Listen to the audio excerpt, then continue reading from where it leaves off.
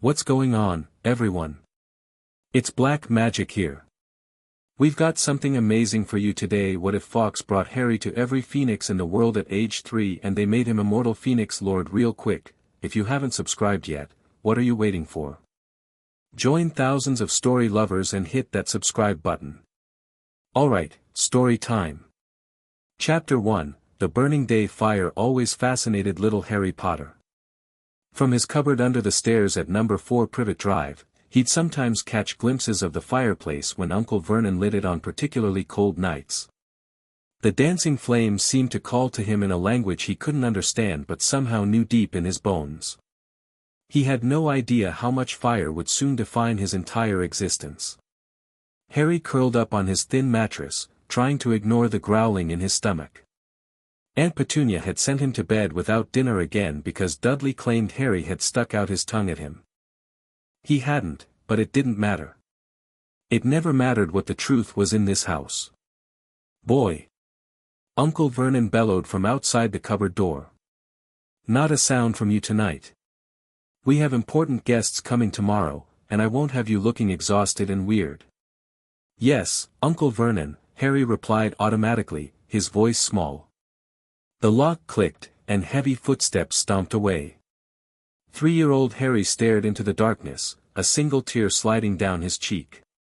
He wasn't sure why he was different or why his relatives hated him so much. He just knew that something was missing, someone who might actually love him.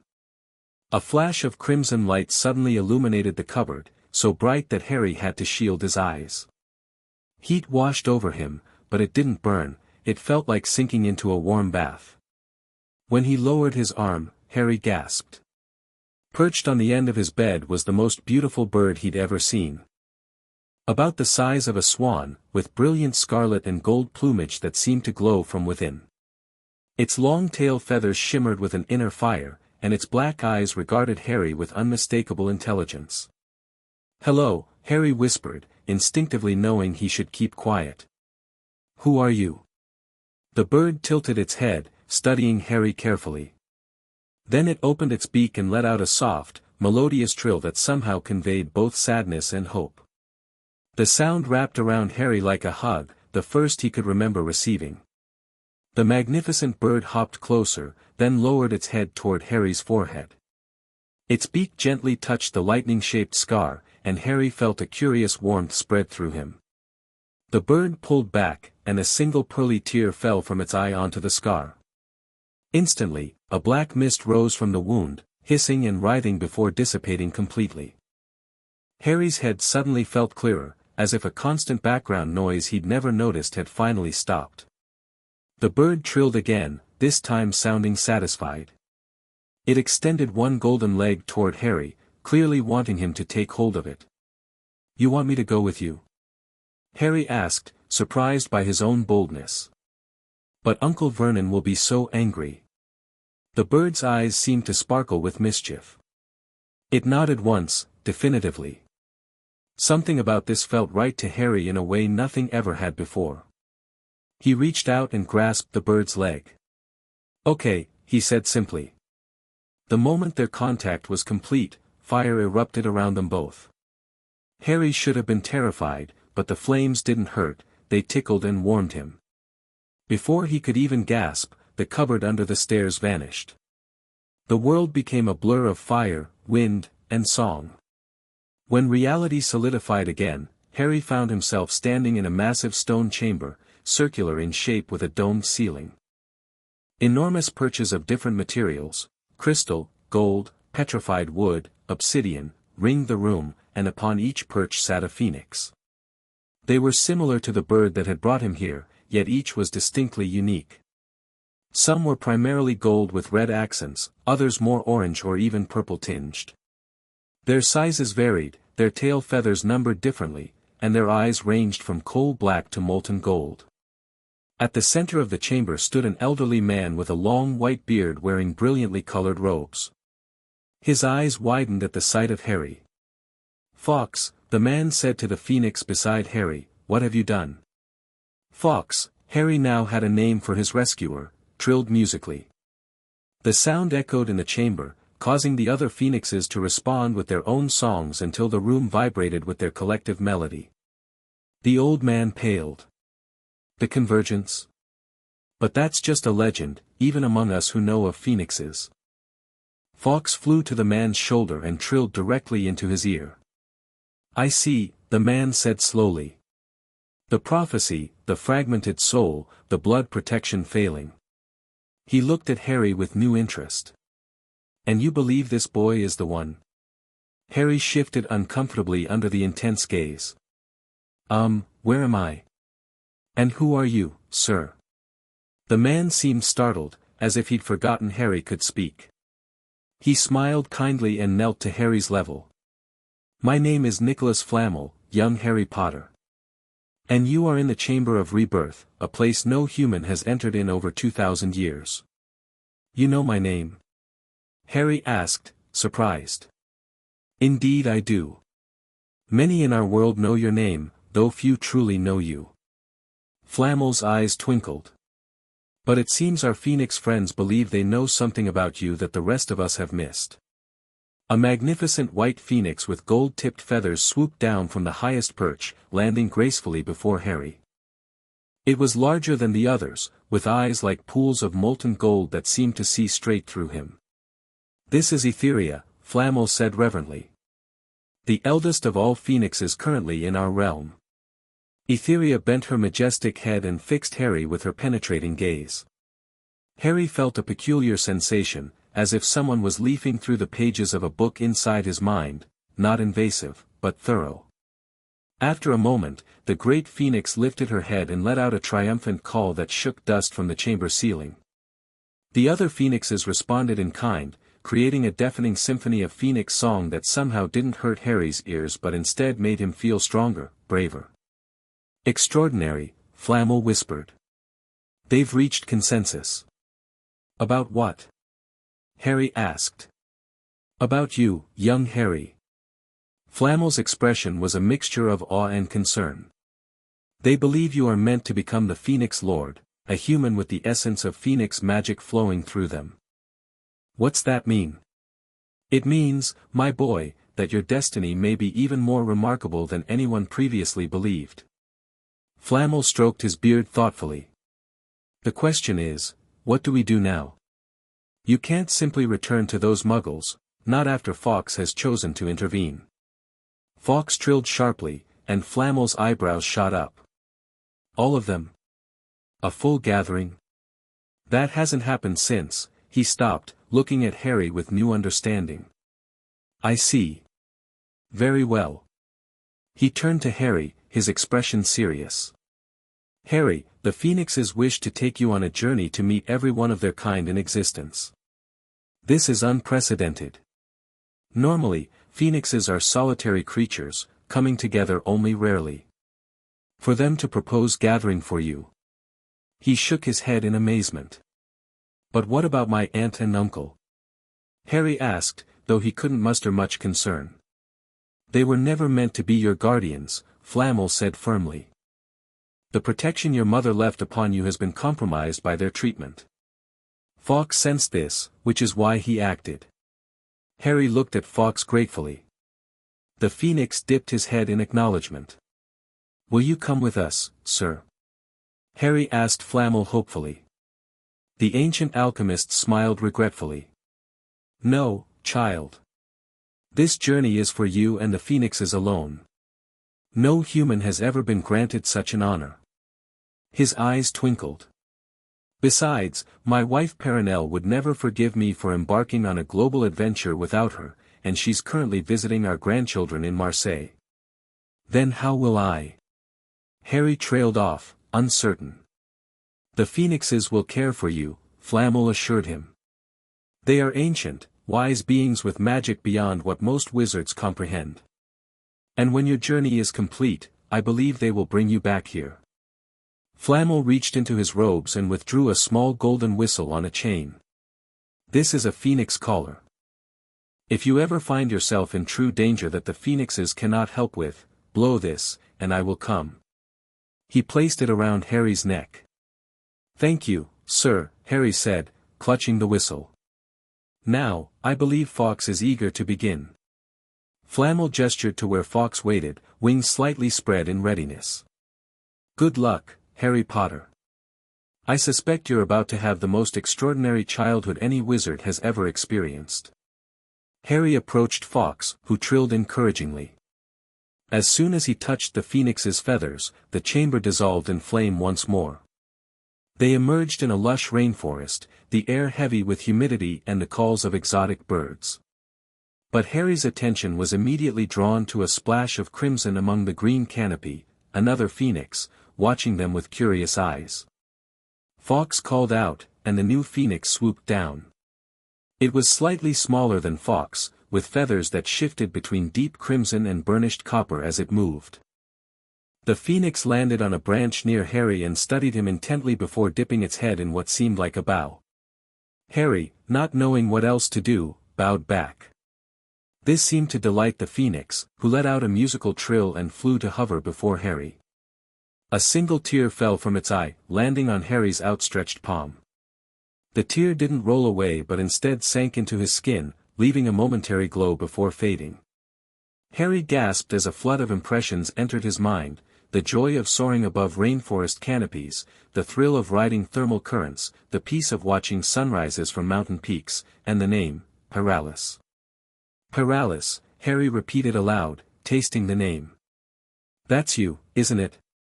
The phoenix trilled in confirmation. So began the most incredible journey imaginable.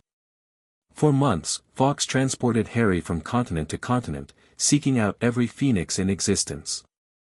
Each encounter followed a similar pattern. The phoenix would examine Harry, then offer a tear that provided him with a fragment of their knowledge and essence. He met Ignacia in the volcanic mountains of Hawaii, her feathers streaked with black like cooling lava. In the Australian outback, ruby-red emerald showed him how to find water in the harshest desert. High in the Himalayas, the silver-tinged glimmer flame demonstrated how to stay warm in sub-zero temperatures. Each phoenix contributed not only a part of their magic but also their wisdom. Harry began to understand their language of trills and songs, their philosophy of rebirth and renewal. He learned that phoenixes didn't see death as an end but as a transformation. Their burning days were moments of painful transcendence that led to rebirth. Most importantly, he discovered that phoenixes saw something special in him, something that had nothing to do with his famous scar or the night his parents died. They recognized in him a capacity for love and sacrifice that mirrored their own nature. 6 months into their journey, Harry and Fawkes arrived at a massive sequoia tree in Northern California. Within a hollow at its heart lived Chronosis, a phoenix whose plumage shifted constantly from fiery youth to ashen old age and back again, a visualization of the cycle all phoenixes experienced. "Hello, Chronosis," Harry said softly in the musical language of phoenixes that he'd been learning. His pronunciation wasn't perfect, but the ancient bird nodded approvingly. "Harry Potter," Chronosis responded in Harry's mind. "You have met 73 of my kin. Only 7 remain before the gathering can commence." "What exactly is the gathering?" Harry asked. After months of traveling, he still didn't fully understand what the phoenixes intended. The moment when all phoenixes unite their magic for a single purpose. It has not happened in 12,000 years. "And I'm that purpose?" Harry asked, struggling to comprehend why he would merit such attention. "You stand at a nexus of possibilities, young one. The fragment of darkness Fawkes removed from your scar was but one path averted. Many others lie ahead." Chronosis' eyes seemed to swirl with visions. "We have seen what might be if we do not act. The one who marked you would return, stronger than before, and the balance between life and death would be forever corrupted." Harry shivered despite the warmth of the sequoia hollow. "You mean Voldemort?" The phoenix nodded. "His pursuit of immortality through the fragmentation of his soul offends the natural order. But you, child of prophecy, carry the potential to embody the true meaning of eternal life, not the avoidance of death, but transcendence through it." "I don't understand." "You will." Chronosis' mental voice was gentle. "When the gathering is complete, you will become the first human phoenix lord in millennia. Neither truly mortal nor fully phoenix, but a bridge between worlds. The revelation left Harry speechless. He looked to Fawkes, who had been his constant companion through this journey. "Is that why you brought me away from the Dursleys?" he asked his friend. Fawkes trilled softly, and Harry understood, "Yes, but also because no child should suffer as you did." Tears welled in Harry's eyes. In 6 months of traveling with the Phoenixes, he had received more care and love than in his entire life with the Dursleys. The birds might not be human, but they understood compassion in ways his blood relatives never had. Chronosus extended his wing. "It is time to continue. The final 7 await." Harry reached out, but Chronosus pulled back slightly, fixing him with an intense gaze. "Be warned, young one. Your transformation will draw the attention of those who covet Phoenix magic. There is one in particular, Rithkal, who has hunted our kind for centuries. Your existence will enrage him." "Who is Rithkal?" Harry asked. "A wizard who discovered that consuming Phoenix parts grants temporary powers. He has slaughtered dozens of our kind over his unnaturally extended lifetime. He wears a cloak of Phoenix feathers taken by force, and carries a staff of Phoenix bone." Harry felt sick at the thought. "That's horrible." "Yes. And he will sense your transformation. Be vigilant." With that final warning, Chronosus allowed Harry to touch his wing, and they vanished in flame. The final 7 Phoenixes were the most secluded and extraordinary of all. Celestia lived among the stars themselves, her home a comet that only approached Earth once every few decades. Harry and Fawkes visited her in a bubble of Phoenix-created atmosphere, floating in the void of space with the Earth a blue marble below them. In the deepest ocean trench dwelled Abyssus, a phoenix who had adapted to underwater life, his flames burning blue and cold rather than red and hot. In the center of a perpetual storm lived Tempestia, her feathers crackling with lightning. By the time Harry had met the 87th Phoenix, Eternus, who made his home in a pocket dimension where time flowed differently, nearly a year had passed in the outside world. Harry had grown taller and stronger, his green eyes now flecked with gold, his black hair occasionally seeming to shimmer with firelight when he was excited. "Are we ready for the gathering now?" Harry asked Fawkes as they left Eternus' timeless realm. Fawkes nodded and trilled affirmatively. "Where will it happen?" In response, Fawkes transported them back to where their journey had begun, the chamber of rebirth where he had first met Nicholas Flamel. The ancient alchemist was waiting for them, looking exactly as he had a year ago. His eyes widened as he took in Harry's appearance. "My word," he said softly. "You've changed, young Harry." "I feel different," Harry admitted. At 4 years old now, he spoke with the vocabulary and poise of someone much older, a side effect of absorbing Phoenix wisdom. "I imagine you do. Have you met all of them?" "Every Phoenix in existence," Harry confirmed. 87 in total. Flamel shook his head in wonder. "No wizard in recorded history has accomplished what you have, Harry. Most are fortunate to encounter a single Phoenix in their lifetime." "They've been kind to me," Harry said simply. "They've taught me so much. And now they wish to perform the ritual?" Flamel asked, his expression growing serious. Harry nodded. "The gathering.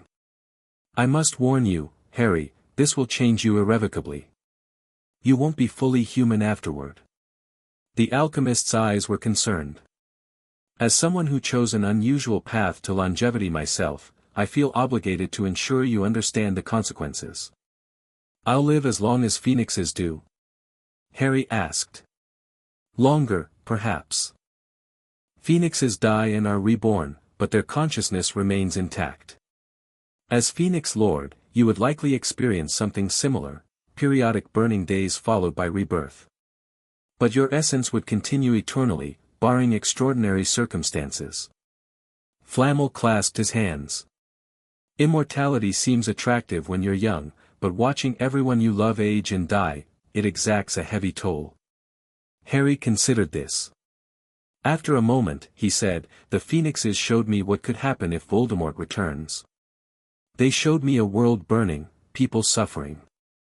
If becoming the Phoenix Lord helps me stop that, then I want to do it. Flamel studied him intently. Your parents would be proud of your courage, Harry. Though I wonder if this is truly a choice you can make at such a young age. I've lived through things most adults haven't, Harry replied quietly, thinking of his time with the Dursleys and the wonders he'd witnessed with the Phoenixes. And the Phoenixes have shared their memories with me. I understand more than you might think. Flamel sighed. Very well. I cannot stop the gathering, nor would I try to interfere with Phoenix magic so ancient. I will, however, remain to witness it and offer assistance if needed. Thank you, Harry said sincerely. As they spoke, Phoenixes began appearing in the chamber, first one, then 3, then dozens. They arrived in flashes of flame, each taking a position on the stone perches ringing the room. The air grew warmer with each arrival, and the chamber filled with soft phoenix song. Last to arrive was Etheria, the white phoenix Harry had met on his first visit. She circled the chamber once before landing on a central dais that Harry hadn't noticed before. It begins, her voice echoed in Harry's mind, and he realized all present could hear her. The gathering of fire, the rebirth of the Phoenix Lord. Fawkes nudged Harry gently toward the center of the room. Harry walked forward, his heart pounding but his steps steady. When he reached the center, directly below Etheria's perch, she instructed him to stand within a circle inlaid with golden runes on the floor. Child of prophecy, you have been chosen, Etheria continued. Each phoenix has deemed you worthy to carry our essence. Each has shared with you a tear freely given. Now we ask, do you freely accept the transformation that will come? I do, Harry said firmly, his young voice echoing in the chamber. Be warned one final time, this cannot be undone. You will walk between worlds, neither fully human nor fully phoenix. You will know the pain of burning and the joy of rebirth. You will watch mortals age while you remain. Your path will be unlike any other. Harry thought of his parents, whom he barely remembered but who had died to protect him. He thought of the visions the Phoenixes had shared, the darkness that might come if Voldemort returned unopposed. I accept this gift and responsibility, he said. Etheria spread her magnificent wings. Then let the gathering commence. All 87 Phoenixes began to sing in unison. The melody was unlike anything Harry had heard before, complex, ancient, and powerful. The stone floor beneath him began to glow, the golden runes brightening until they were almost blinding. Harry felt a curious warmth spreading through him, starting at his fingertips and toes, then moving inward. It wasn't uncomfortable at first, just a pleasant tingling sensation. From above, Etheria released a single tear that fell toward Harry in what seemed like slow motion. When it touched his forehead exactly where his scar had been, the sensation changed dramatically. Fire erupted within him. Not around him, but inside him, flowing through his veins, burning away something fundamental and replacing it with something new. Harry cried out, falling to his knees as the transformation took hold. Through the haze of pain, he heard Flamel call out in alarm, but Etheria's mental voice stopped the alchemist from interfering. Do not break the circle. This is necessary pain, the burning that precedes rebirth. Harry felt as if he were being unmade and remade simultaneously. His skin glowed from within, light shining from his eyes and mouth. His very bones seemed to be turning to fire, then reforming stronger than before. The Phoenix's song reached a crescendo, and Harry finally surrendered to the burning. As he did, the pain transformed into something transcendent, a purifying fire that consumed his old self and forged something new. With a final surge of magic that shook the entire chamber, the ritual completed. The glow faded from the runes, and Harry slowly rose to his feet. He looked the same at first glance, still a small boy with black hair and green eyes. But those who looked closer would notice subtle changes. His eyes now had golden flecks that sometimes seemed to flicker like flames, his black hair had an iridescent quality that caught the light, and when he moved, there was a fluid grace that no ordinary child possessed. More significant were the changes he felt within. Knowledge and power hummed beneath his skin. He could sense the life force of every being in the chamber. He could feel the currents of magic in the air as tangibly as one might feel a breeze. "How do you feel, Harry?" Flamel asked cautiously. Harry considered the question. "Whole," he finally answered. "Like I've found a missing part of myself." Etheria glided down from her perch to land before Harry. "The transformation is complete. You are now the Phoenix Lord, the bridge between our kind and humanity. Your journey has only begun." "What happens now?" Harry asked. "Now you must learn to master your new abilities. You will spend time with each of us, understanding the different aspects of Phoenix magic. You must learn to control the fire within you, to heal with your tears, to transport yourself through flame." Harry nodded solemnly. "And you must prepare for the challenges ahead. The dark wizard who marked you will sense your transformation eventually. And others who covet our power will be drawn to you." "Rithkal," Harry said, remembering Cronus' warning. "Yes. The Phoenix Hunter. He has sensed the gathering, how could he not? Even now, he searches for its source." As if summoned by her words, a tremor ran through the chamber. The phoenixes grew agitated, their songs turning discordant. "Something's coming," Flamel said sharply, drawing a wand from his robes. "Something powerful has breached the outer wards." Etheria's mental voice was grim. "He has found us sooner than expected. Rithkal comes." The massive stone doors of the chamber shuddered under an invisible impact. Dust rained from the ceiling as another blow struck. "Harry, you must leave," Flamel urged. "You haven't learned to control your powers yet." "I can't just run away," Harry protested. "Not if he's here for me." "The alchemist is right," Etheria insisted. "You are not ready to face Rithkal. His hatred of our kind spans centuries, and he has grown powerful on stolen phoenix magic." A third impact hit the doors, and cracks appeared in the ancient stone. Flamel moved toward the entrance, his wand glowing with building power. "I'll hold him off. Fawkes, take Harry somewhere safe, somewhere with strong protective magic where Rithkal cannot follow." Fawkes flew to Harry's shoulder, but Harry hesitated. "Mr. Flamel, I can't let you fight him alone." The ancient alchemist smiled kindly. "My dear boy, I've lived over 600 years. I've learned a few tricks in that time. Besides, I have no intention of defeating him, merely delaying him while you escape." The doors shattered inward with the next impact, and a tall figure strode through the debris. Harry caught only a glimpse of him, a gaunt man with eyes like burnt coals, wearing a cloak of iridescent feathers that seemed to writhe with captured magic. In his hand, he held a staff topped with what looked horribly like a phoenix skull. "The gathering," the man cried, his voice raspy with age and power. "After all these centuries." And, his burning gaze found Harry, and his expression contorted with rage and hunger. "What have you done? A human vessel for phoenix essence? Abomination. Now, Fawkes." Flamel shouted, unleashing a blinding wave of alchemical magic that temporarily drove Rithkal back. Fawkes gripped Harry's shoulder tightly, and the chamber dissolved in flame. The last thing Harry saw was Flamel standing defiantly against Rithkal, the other phoenixes swooping to aid him as the phoenix hunter raised his terrible staff. They emerged in a forest clearing lit by moonlight. Harry immediately recognized it from Phoenix memories, the Forest of Dean in England, a place with ancient protective magics woven into the very soil. "Fawkes, we have to go back," Harry insisted. "Mr. Flamel needs help."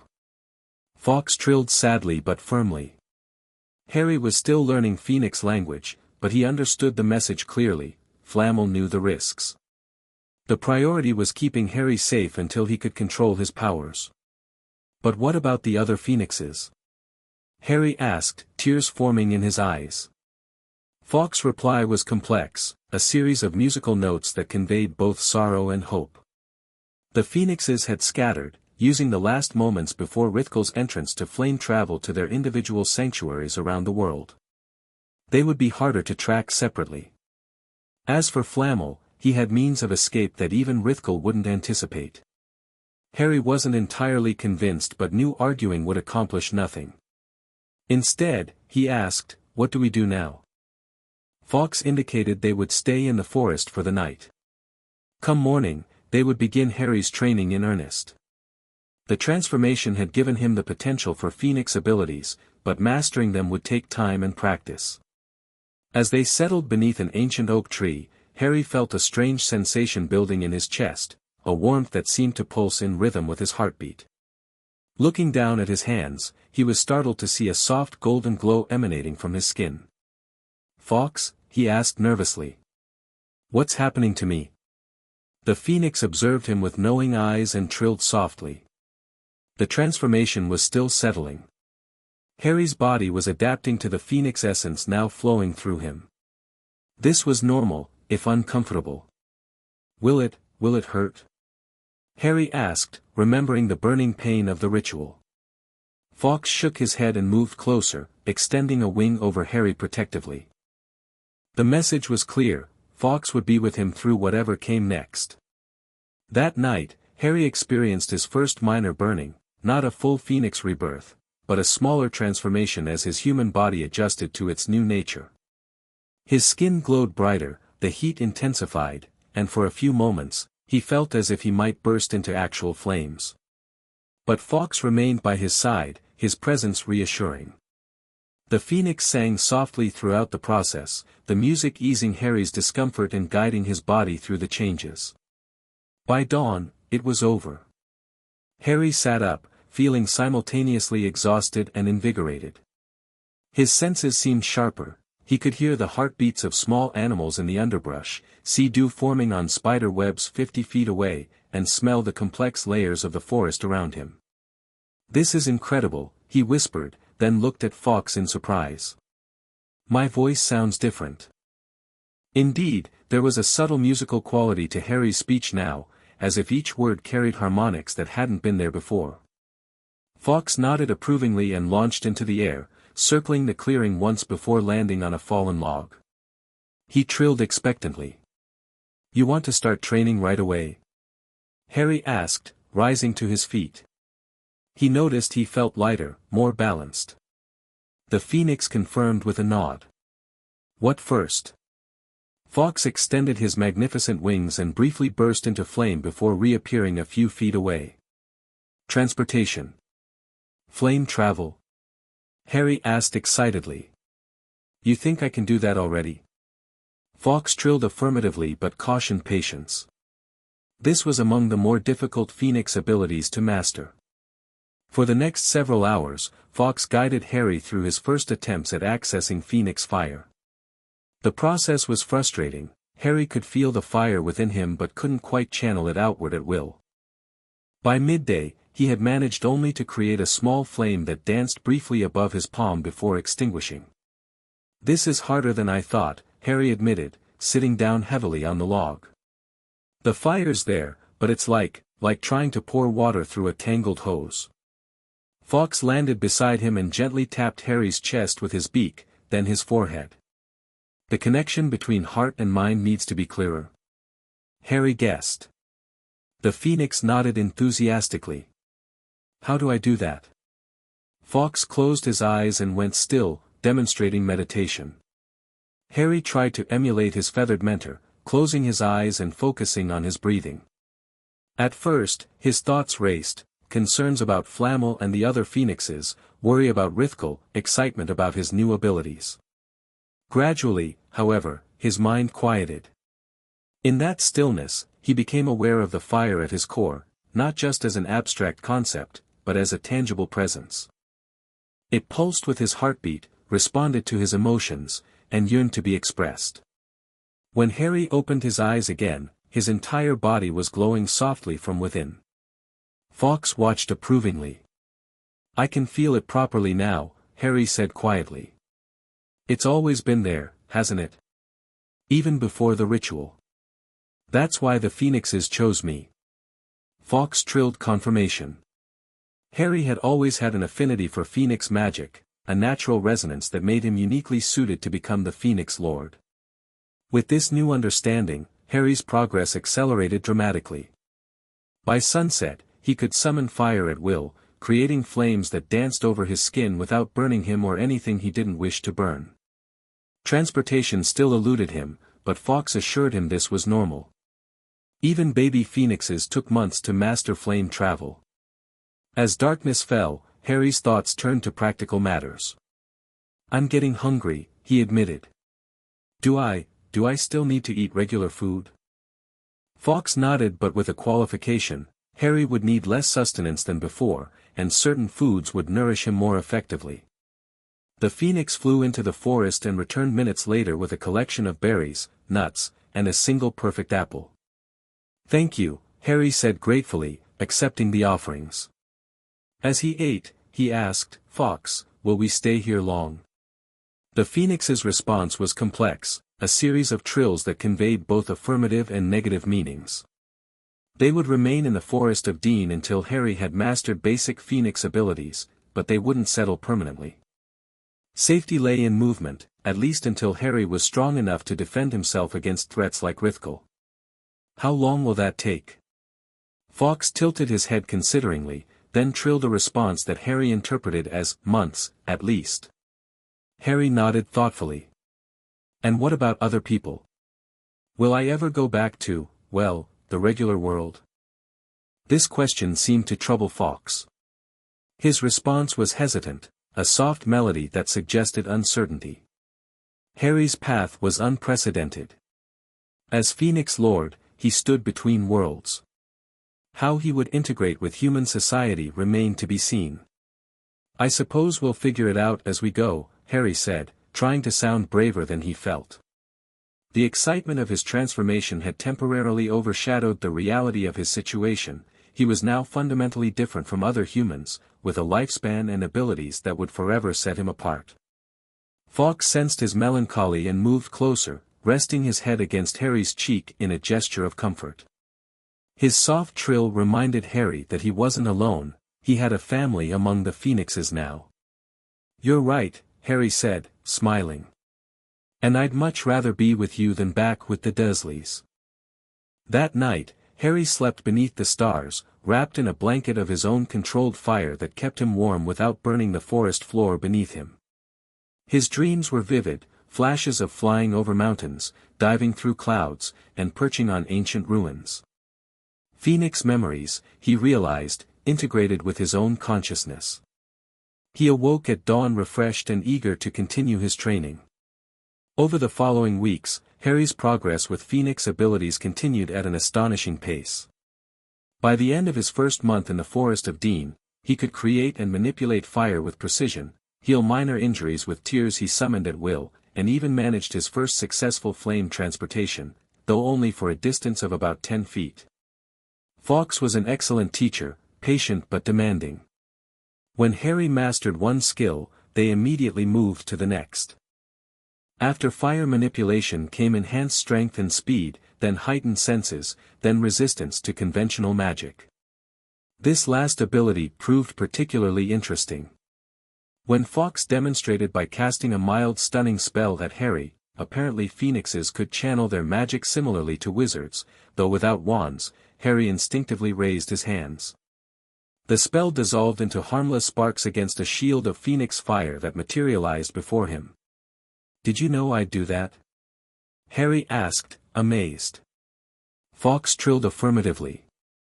Phoenix resistance to magic was instinctual, Harry's body had responded automatically to the perceived threat. "That's brilliant. Can I block any spell?" Fawkes's response was cautious. "Most conventional magic, yes, but not everything. Especially powerful dark magic could still harm him, particularly curses specifically designed to damage phoenixes. And the killing curse remained deadly to all living things, though a Phoenix Lord might survive through a burning day rather than dying permanently." "Like a Phoenix rebirth?" Harry asked. "Yes," Fawkes confirmed, though such an experience would be extremely painful and should be avoided if possible. As spring turned to summer, Harry's abilities grew stronger. He could now flame transport over considerable distances, though not yet with Fawkes's precision or range. His control over fire had become so refined that he could form it into shapes, birds, animals, even letters for writing messages in the air. On particularly clear nights, Fawkes took Harry flying, not by transporting, but actual physical flight. This required Harry to partially transform, manifesting wings of phoenix fire that extended from his shoulder blades. The sensation was extraordinary, painful at first as the wings emerged, but exhilarating once he was airborne. From the sky, the world looked different. Harry could see magical currents in the land below, ley lines that crisscrossed the countryside like luminous rivers. He could spot other magical creatures hiding in the wilderness, a small colony of fairies in an ancient oak, a lone unicorn drinking from a moonlit stream. During one such flight in late July, Harry spotted something concerning, a dark figure moving purposefully through the forest, following what appeared to be a trail of magical residue. "Fawkes," he called urgently, pointing toward the intruder. "Someone's down there, tracking something." Fawkes's sharp eyes narrowed as he spotted the figure. His subsequent trill was alarmed. "Rithkal?" Harry asked, fear spiking through him. "No," Fawkes replied, "but someone searching for you nonetheless." They needed to leave immediately. They landed in a clearing several miles away, and Fawkes explained through a series of complex trills, the magical world had noticed Harry's disappearance from the Dursleys. Albus Dumbledore, the wizard to whom Fawkes was normally bonded, had been searching for months. The figure below was likely one of his agents. Dumbledore? But, isn't he supposed to be good? Harry asked, confused. Why are we hiding from him? Fawkes's explanation was nuanced. Dumbledore was indeed a great and largely good wizard, but he had plans for Harry, plans based on the prophecy regarding Harry and Voldemort. He had placed Harry with the Dursleys deliberately, for protection but also to shape Harry in certain ways. If he learned of Harry's transformation into the Phoenix Lord, he would be concerned. His plans would need radical adjustment. So he wouldn't hurt me, but he might try to control me? Harry summarized. Fawkes nodded, adding that Dumbledore genuinely cared for Harry's welfare but viewed him primarily through the lens of prophecy and the greater good. Do you think he knows about the Phoenix Hunters? About Rithkal? Fawkes tilted his head uncertainly. Dumbledore knew many secrets, but the Phoenix Hunters operated in shadows deep enough to evade even his awareness. Rithkal was ancient, perhaps older than Dumbledore himself, and extremely careful about who knew of his existence. We should move on, shouldn't we? Harry realized. If Dumbledore's people have tracked us this far, it's not safe here anymore. Fawkes agreed. It was time to continue Harry's training elsewhere, somewhere even Dumbledore wouldn't think to look. That night, they gathered what few possessions Harry had accumulated, a set of clothes Fawkes had somehow procured, a journal made from tree bark in which Harry recorded his progress, and a small knife with a handle of phoenix feather that Fawkes had gifted him for his 5th birthday. As Harry prepared for flame transport, a sudden movement at the edge of the clearing caught his attention. A tall figure stepped from the shadows, a man with long silver hair and beard, wearing midnight blue robes spangled with stars. Half-moon spectacles rested on a crooked nose, and behind them, piercing blue eyes widened at the sight of Harry. "Harry Potter," Albus Dumbledore said softly. "At last." Fawkes let out a surprised trill, instinctively moving protectively in front of Harry. "Fawkes, my old friend," Dumbledore said, his voice a mixture of relief and confusion. "So it was you who took him. I've been searching for nearly 2 years." Fawkes didn't back down, maintaining his position between Dumbledore and Harry. "It's okay, Fawkes," Harry said, placing a reassuring hand on the Phoenix's wing. "Let's hear what he has to say." To Dumbledore, he asked, "How did you find us?" Dumbledore studied Harry closely, noting the golden flecks in his green eyes, the subtle glow of his skin in the moonlight. "A monitoring charm I placed long ago finally registered a surge of magic in this forest. But I see now that the magic was unexpected. What has happened to you, Harry? Harry straightened to his full height, still small for his age, but with a presence that belied his years. I've become what I was meant to be, Professor Dumbledore. The Phoenix Lord. Dumbledore's eyebrows shot up in genuine shock, an expression Harry suspected few had ever witnessed on the wizard's face. The Phoenix Lord? But that's a myth, a legend from the dawn of magical history. Not anymore, Harry said simply, allowing a small flame to dance across his open palm as demonstration. The headmaster's eyes followed the flame, his expression shifting from shock to concern to calculation in rapid succession. This changes everything, he murmured, almost to himself. Changes what? Harry asked directly. Dumbledore seemed to weigh his words carefully before responding. There is a prophecy about you, Harry, a prophecy that has guided many of my actions regarding your welfare. But this transformation, it introduces variables I never considered. The prophecy about me and Voldemort, Harry stated. The Phoenixes showed me. Neither can live while the other survives. Surprise flashed across Dumbledore's face again. They showed you? How much do you know? Enough to understand why you left me with people who hated magic, who hated me. There was no accusation in Harry's voice, merely statement of fact. The blood protection from my mother's sacrifice. A protection that has been compromised by your absence, Dumbledore noted. Though perhaps rendered redundant by, whatever has been done to you. Fawkes trilled indignantly at the phrasing. Not done to me, Harry corrected firmly. Done with me. I chose this, Professor. Dumbledore's gaze softened. You are, very young for such a momentous decision, Harry. The Phoenixes showed me what could happen if I didn't accept. They showed me what Voldemort would do if he returned unchallenged. And what was that, exactly? Harry closed his eyes briefly, accessing the memory shared by Chronosus. Death. Destruction. A world where death itself is corrupted by his Horcruxes. Dumbledore went very still. You know about the Horcruxes? The Phoenixes know. They sensed the fragment in my scar, the one Fawkes removed before bringing me to the Chamber of Rebirth. Harry touched his forehead, where the lightning scar had once been but now was only a faint silvery line. Fawkes removed. Dumbledore looked as if he might need to sit down. Harry, I believe we have much to discuss. Would you be willing to come with me to Hogwarts? You would be safe there, and we could speak more comfortably. Harry looked to Fawkes, who seemed conflicted. The Phoenix clearly respected Dumbledore but was protective of Harry and their independence. We can't, Harry decided after interpreting Fawkes's trills. Not yet.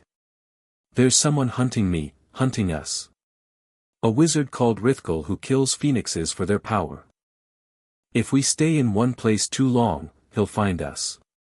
Rithkal? Dumbledore frowned. I'm not familiar with that name, and I know most dark wizards of significance. He keeps himself hidden. He's very old, older than you, even, and he sensed the gathering when I was transformed. He attacked us in the Chamber of Rebirth. Concern deepened on Dumbledore's face. Is this why Nicholas Flamel contacted me recently, mentioning a disturbance at one of his properties? He was uncharacteristically vague about the details. Harry nodded. Mr. Flamel helped us escape from Rithkal. I don't know what happened after we left. Nicholas is quite capable of defending himself, Dumbledore assured him. But this Rithkal concerns me greatly. If he targets phoenixes and now you as well, perhaps Hogwarts is the safest place after all.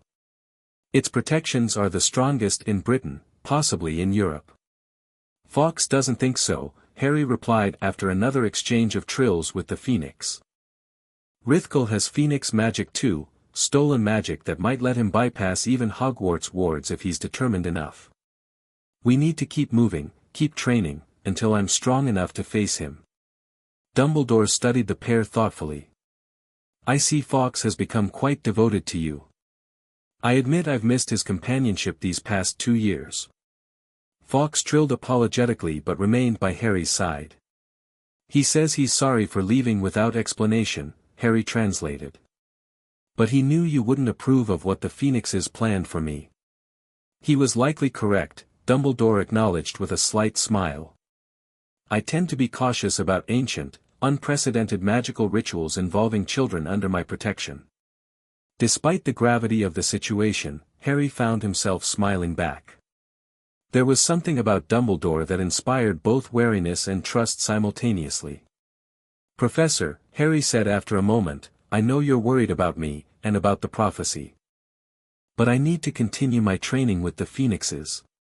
It's the only way I'll be ready when Voldemort returns, and he will return. Dumbledore sighed heavily.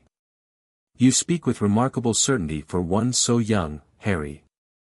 But perhaps that's the Phoenix wisdom in you now. He stroked his beard thoughtfully. I won't force you to return with me, I suspect I couldn't, even if I tried. Phoenix magic is among the most powerful and pure in existence, and you now embody that magic. Thank you for understanding, Harry said sincerely. However, Dumbledore continued, I would ask for 2 concessions. First, that you allow me to place new protective enchantments on you, spells that will alert me if you're in grave danger. Second, that you promise to contact me before your 11th birthday, so we may discuss your magical education at Hogwarts. Harry looked to Fawkes, who considered the requests before nodding his approval. We agree, Harry said. But the protections can't be anything that would let Rithkal track us. Of course. Dumbledore drew his wand, a curious item with knobby protrusions along its length. May I? Harry nodded, and Dumbledore waved his wand in complex patterns while murmuring incantations in what sounded like Latin, Greek, and something far older. Strands of silvery light wrapped around Harry briefly before sinking into his skin. There, Dumbledore said, lowering his wand. Nothing that would reveal your location, but I will know if your life force is severely threatened. He reached into his robes and withdrew a small silver instrument that resembled a delicate top. And this will allow you to contact me if needed. Simply touch it with a phoenix tear and speak my name. Harry accepted the device, tucking it carefully into his pocket. Thank you, Professor. Now, I suspect you and Fawkes were preparing to depart when I interrupted, Dumbledore observed. I won't delay you further, especially if this Rithkal is as dangerous as you suggest. He is, Harry confirmed grimly. But we'll be careful. One last question, if I may. When Harry nodded, Dumbledore continued, where will you go now? Harry smiled slightly. If I told you, it wouldn't be much of a hiding place, would it? Dumbledore's eyes twinkled. Quite right. Well then, until we meet again, Harry Potter, Phoenix Lord. He bowed formally to both Harry and Fawkes. Harry returned the gesture, then took hold of Fawkes's tail feathers. In a burst of flame, they vanished, leaving Dumbledore alone in the moonlit clearing, his expression a mixture of concern and wonder. Harry and Fawkes emerged in a landscape so different from the English forest that Harry momentarily lost his balance. They stood on a narrow ledge halfway up a towering mountain, with clouds drifting below them and sharp peaks rising above. The air was thin and crisp, and in the distance, Harry could see the distinctive silhouette of Mount Everest. The Himalayas? He asked, recognizing the region from his previous visit with Glimmerflame, the silver-tinged phoenix. Fawkes nodded and gestured with his wing toward a small opening in the rock face, a cave entrance partly concealed by an overhanging ledge. Inside, the cave opened into a surprisingly spacious chamber. Crystals embedded in the walls emitted a soft glow, providing gentle illumination. At the far end, a raised stone platform held what appeared to be a nest of glittering metallic materials. Harry recognized it immediately from shared Phoenix memories. This is Glimmerflame's eyrie. Fawkes confirmed with a trill. They would be safe here for a time. The extreme elevation and remote location would make tracking them difficult, and Glimmerflame's protective enchantments would conceal their magical signatures. As if summoned by their arrival, a flash of silver fire announced Glimmerflame's appearance. The magnificent phoenix greeted Fawkes with a musical trill, then bowed respectfully to Harry. "Hello again," Harry said warmly in phoenix language. "Thank you for sheltering us." Glimmerflame's response was gracious, his eyrie was honored to host the Phoenix Lord. Then his tone grew more serious as he inquired about their meeting with Dumbledore. Harry and Fawkes took turns explaining the encounter. Glimmerflame seemed troubled by Dumbledore's knowledge of Harry's transformation but acknowledged that concealing such information from the powerful wizard indefinitely would have been difficult. "Do you think we can trust him?" Harry asked both phoenixes. Their responses were similar. Dumbledore was fundamentally good but viewed the world through the lens of his own plans and the greater good as he defined it. His intentions toward Harry were protective, though perhaps controlling. Trust, but verify. "And what about Rithkel? Has there been any sign of him?" Glimmerflame's response was grim. The Phoenix Hunter had been active since the gathering, tracking and killing 2 lesser-known phoenixes in South America. He seemed to be growing stronger with each success, and rumors in the magical creature community suggested he was searching systematically for the source of the massive phoenix magic he had sensed during the ritual. "We need to stop him," Harry said firmly. "Before he hurts anyone else." Both phoenixes agreed but cautioned patience. Harry's abilities, while developing rapidly, were not yet a match for Rithkel's centuries of experience and stolen power. More training was needed. And so began the next phase of Harry's education as Phoenix Lord. In the rarefied air of the Himalayas, where the boundary between physical and magical realms was thinner, Harry's phoenix abilities flourished. Glimmerflame specialized in transformation magics, the ability to change form partially or completely.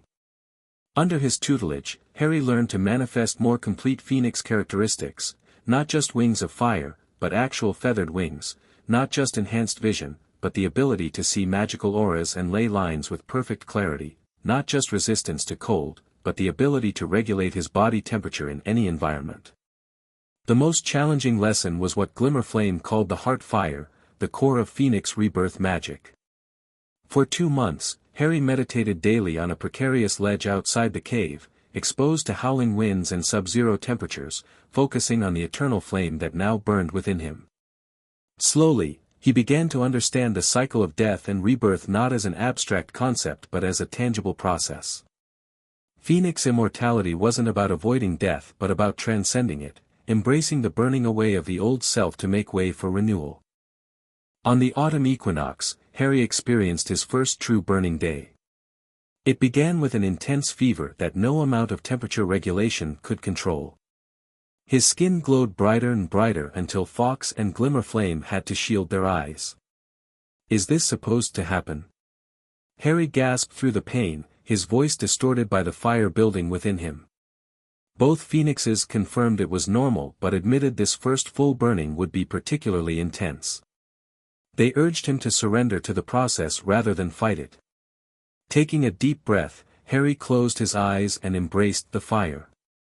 The pain peaked to an almost unbearable level, and then he was burning, literally burning, his physical form dissolving into pure phoenix fire. For a timeless moment, Harry existed as nothing but consciousness and flame, free from physical limitations. He could perceive the world around him in ways he never had before, seeing the very fabric of reality, the threads of magic that connected all living things. Then, gradually, his body began to reform, first a framework of light, then substance filling in, solidifying. The process was exquisitely painful yet somehow right, as if he were being sculpted by the most skilled of artists according to a perfect design. When it was complete, Harry lay on the stone floor of the cave, naked and exhausted but fundamentally changed. He looked the same at first glance, but a closer examination revealed subtle differences. His hair had a more feather-like quality, his eyes burned brighter with inner fire, and his skin had a healthy glow that seemed to come from within. Most significant was how he felt, cleaner somehow, as if impurities and weaknesses had been burned away. His magical sense was sharper, his connection to the phoenix fire stronger. That was. Harry struggled to find words adequate to describe the experience. Fawkes and Glimmerflame trilled understanding. The first burning was always the most profound. Future ones would be easier, less all-encompassing. How often will this happen? Harry asked, slowly sitting up. The phoenixes exchanged glances. For true phoenixes, burning days occurred on relatively predictable schedules, every several decades to centuries, depending on the individual. For Harry, as the first human Phoenix Lord, it was uncertain. Perhaps annually at first, with longer intervals as he matured. Well, that was certainly educational, Harry said with a weak smile, attempting humor to mask how shaken he felt by the intensity of the experience. Over the following weeks, Harry discovered that his abilities had indeed strengthened considerably following his burning day. His flame transportation was now nearly instantaneous and could cover global distances with precision. His healing tears were potent enough to cure most magical ailments. His resistance to conventional magic had increased to the point where most spells simply washed over him without effect. As winter settled over the Himalayas, bringing even more extreme conditions, Fawkes and Harry began discussing their next move. They had stayed with Glimmerflame longer than planned, nearly 4 months. It was time to continue Harry's education with other phoenixes who specialized in different aspects of their magic. Their planning was interrupted one morning by the arrival of an unexpected visitor. A flash of familiar crimson flame announced Nicholas Flamel, who appeared in the center of the cave looking grave. "Mr. Flamel!" Harry exclaimed, jumping to his feet. "You're all right. We were worried when Rithkal attacked." "I managed to escape him, yes," Flamel confirmed, though not without difficulty. "He is formidable." The ancient alchemist studied Harry closely. "You've undergone your first burning, I see. It suits you. How did you find us?" Harry asked. "Fawkes contacted me," Flamel explained. "And with good reason. I bring troubling news." He glanced at the 3 phoenixes present. "Rithkal has obtained an ancient artifact, the Crucible of Souls. It's a device created by the original phoenix hunters thousands of years ago, designed to extract and contain phoenix essence." Fawkes and Glimmerflame let out alarm trills. "What does that mean?" Harry asked, though he suspected he already knew. "It means he now has the means to systematically harvest phoenix magic on an unprecedented scale," Flamel said grimly. "And worse, he knows about you now, Harry. The Phoenix Lord, a single vessel containing the essence of all phoenixes. You've become his primary target." Harry's heart sank. "Has he hurt any more phoenixes?" "3 more since we last met," Flamel confirmed sadly. "Including Pyralis, I believe you knew him." Harry felt as if he'd been struck. Pyralis, the copper-colored phoenix from the rainforest, the second phoenix he had ever met. "No," he whispered. "How?" "Ambush in the Amazon. Rithkal used phoenix fire to approach undetected, then deployed the crucible before Pyralis could escape." Flamel's expression was sympathetic. "I'm sorry, Harry." Grief and anger surged within Harry, and flames erupted spontaneously around his clenched fists. "This has to stop. I can't let him keep killing them because of me." "Not because of you," Flamel corrected gently. "Rithkal has hunted phoenixes for centuries. Your emergence has merely accelerated his plans." He hesitated. "There is something else you should know. Albus contacted me about your meeting in the Forest of Dean." "Is he angry that we didn't go with him?" Harry asked. "Concerned rather than angry," Flamel clarified. "But also intrigued. The Phoenix Lord transformation was thought to be mere legend, yet here you stand. He's been researching frantically, trying to understand how this affects the prophecy." "And?" Harry prompted. "And he believes it may actually be advantageous. The power the Dark Lord knows not may well be Phoenix magic in its purest form." Flamel sighed. "However, he also believes, and I concur, that Rithkal poses a more immediate threat than Voldemort at present. The Phoenix Hunter is active now, growing stronger with each phoenix he harvests. Fawkes trilled urgently, and Harry nodded in agreement. Fawkes is right. We need to warn the other phoenixes, help them hide or protect themselves. I've already begun that process, Flamel assured him. But Rithkal is clever and patient. He's been hunting phoenixes for longer than I've been alive, and I'm over 600 years old. Then we need a plan to stop him permanently, Harry said firmly. Indeed. And that's the other reason for my visit. Flamel withdrew a small leather-bound book from inside his robes. This journal belonged to an ancestor of mine who encountered Rithkal in the 14th century. It contains observations about his methods, his weaknesses, and the source of his longevity. Harry accepted the journal reverently. Thank you. This could be crucial. There's one more thing, Flamel said. Dumbledore offers Hogwarts as sanctuary for any phoenixes who wish it. The castle's protections have been enhanced specifically against phoenix hunting magic. Fawkes and Glimmerflame exchanged meaningful looks, followed by a series of complex trills. They're grateful for the offer, Harry translated, but most phoenixes would find the confines of Hogwarts uncomfortable for extended periods. They prefer to remain free, even at greater risk. Flamel nodded understandingly. A phoenix in a cage, even a gilded one, is a diminished thing. I'll convey their response to Albus. He turned to go, then hesitated. Harry, be careful. Rithkal isn't just physically dangerous, he's cunning, manipulative. He's survived this long by turning potential enemies against each other. I'll remember that, Harry promised. With a final nod, Flamel disappeared in a flash of alchemical fire, similar to phoenix flame but with a distinctive golden hue.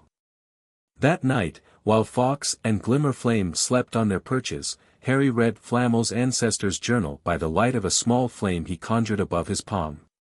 The account was disturbing. Rithkal had once been a relatively ordinary wizard obsessed with immortality. His discovery of phoenix magic had warped him, the stolen power gradually corrupting his body and mind until he was barely human. Most concerning was the description of Rithkal's staff, crafted from the bones of the first phoenix he had killed, enhanced with the essence of dozens more over the centuries. According to the journal, the staff allowed him to detect phoenix magic across vast distances and to absorb magical attacks, making him nearly invulnerable to conventional spellwork. No wonder he's been so successful hunting phoenixes, Harry murmured to himself. He can track them and defend against their magic.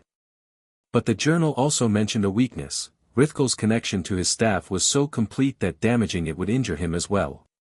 In the 14th century encounter, Flamel's ancestor had managed to crack the staff slightly, causing Rithkal intense pain and forcing him to retreat. Harry closed the journal thoughtfully. A plan was beginning to form in his mind, dangerous and likely foolhardy, but potentially effective. He would need more training, more power, and allies beyond just the phoenixes. The next morning, he shared his thoughts with Fawkes and Glimmerflame.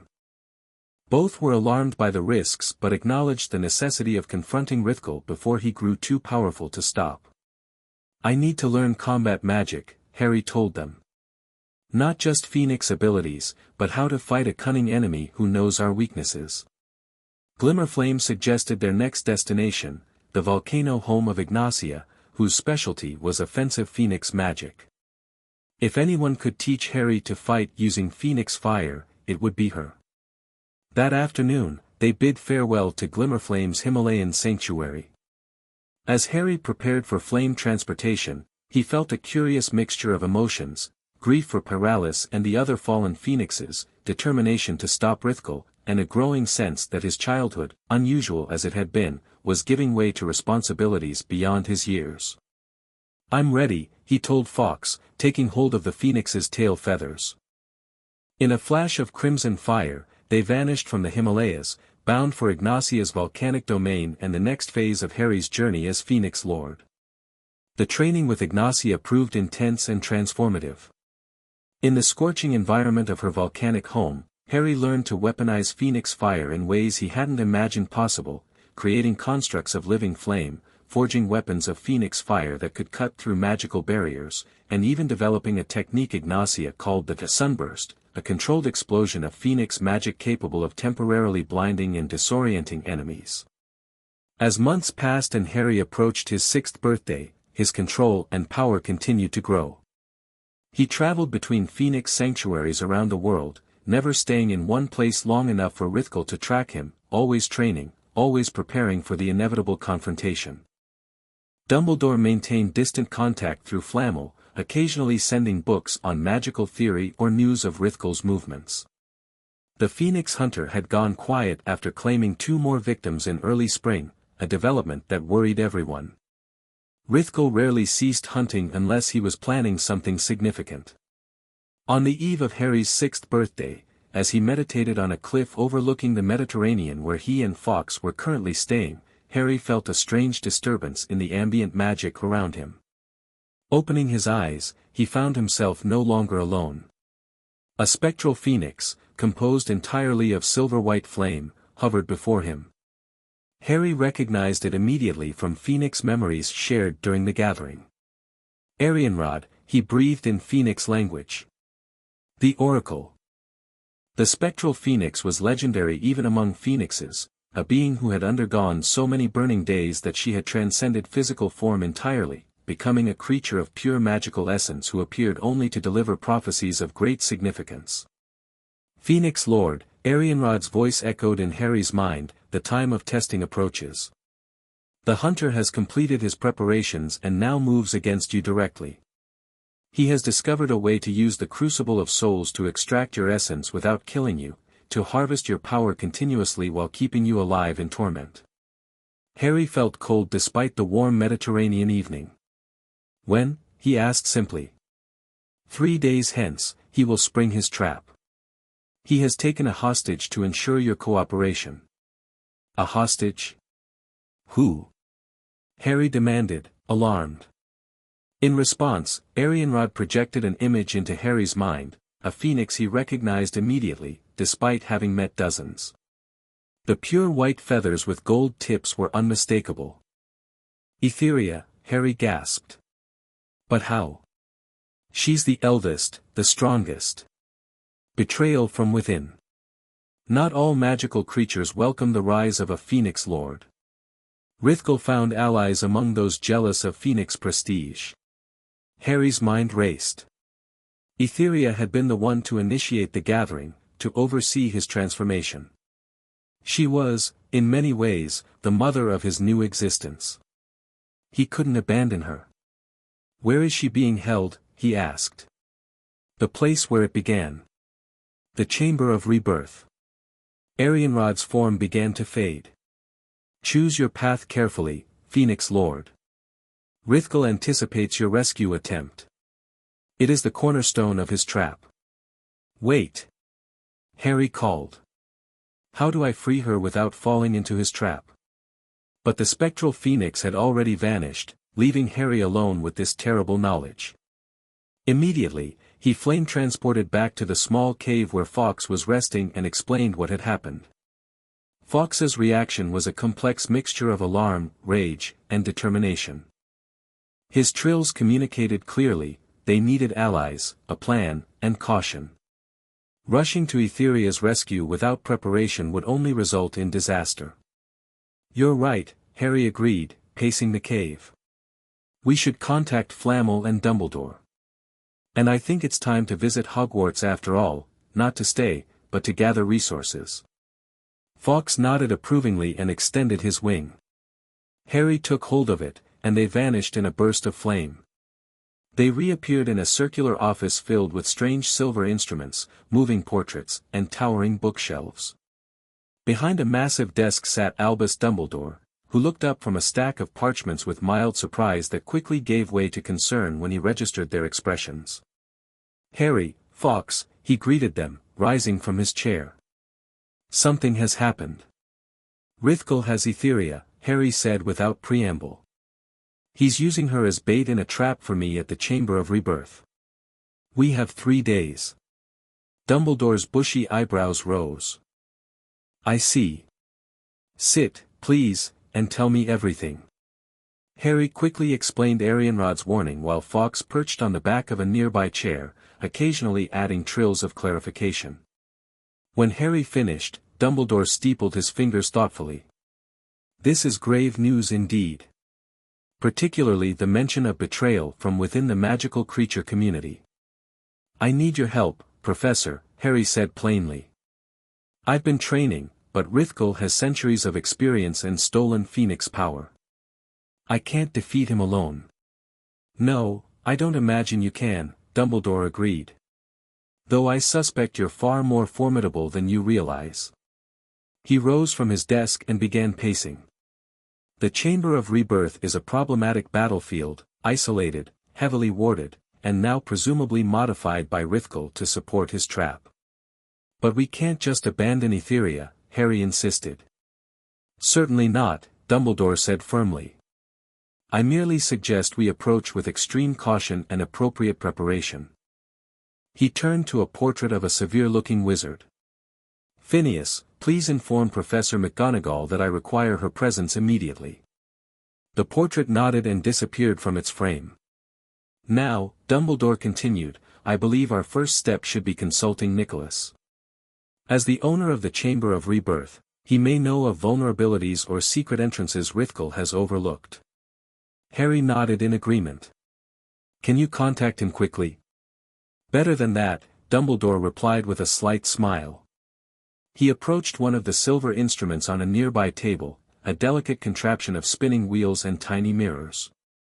With a tap of his wand, the device began emitting puffs of silvery smoke that formed into words in midair, Nicholas Flamel, urgent consultation required, Hogwarts. A communication device of our own design, Dumbledore explained. Far more secure than owls or conventional magical communication.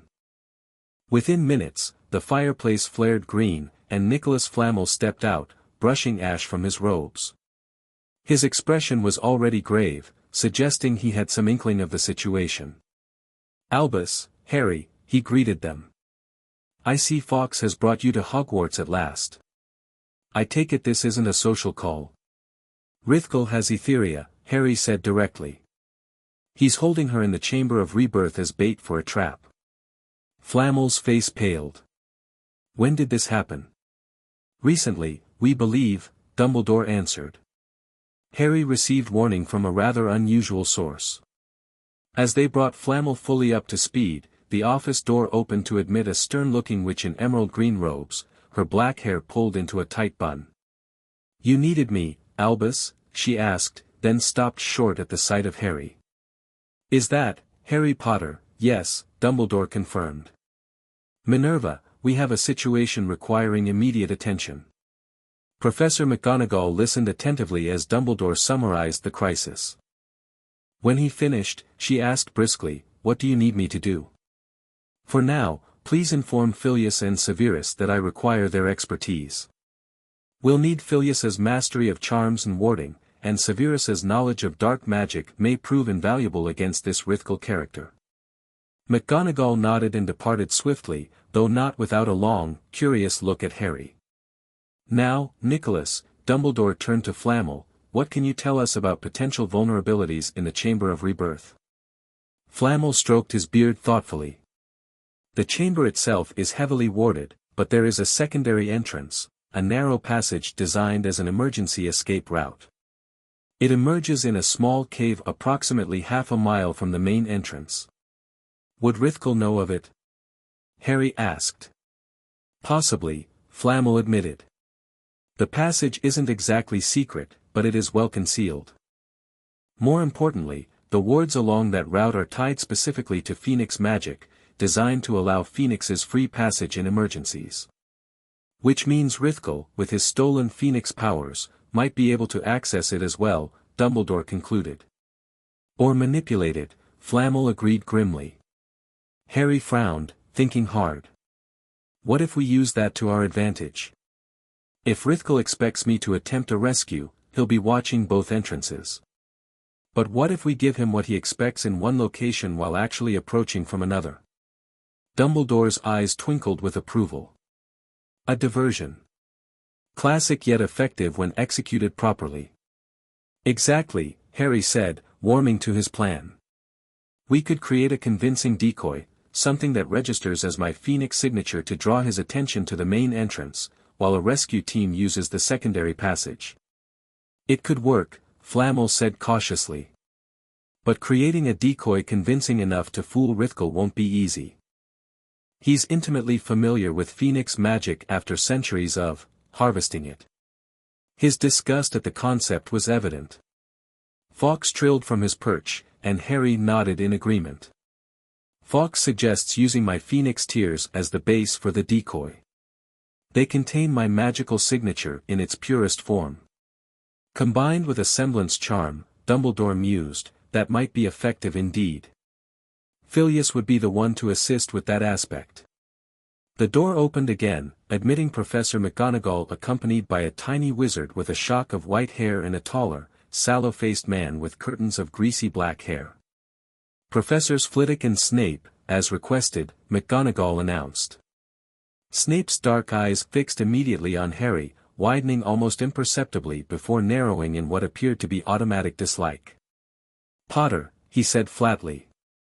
Professor Snape, Harry replied politely, having been briefed by Fawkes about the various Hogwarts teachers during their travels. Extraordinary, squeaked Professor Flitwick, moving closer to examine Harry with obvious fascination. Minerva mentioned unusual circumstances, but this, the magical aura is unlike anything I've encountered. Phoenix magic, Snape identified immediately. Massive quantities of it, somehow integrated with his natural core.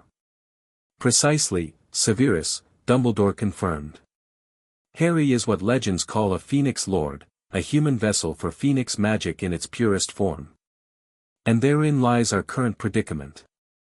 As Dumbledore explained the situation yet again, Harry noticed Snape's expression growing increasingly troubled. When the headmaster finished, it was Snape who spoke first. This Rithkel sounds remarkably like the figure mentioned in certain obscure dark texts, the devourer of flame, who extends his life by consuming the essence of immortal creatures.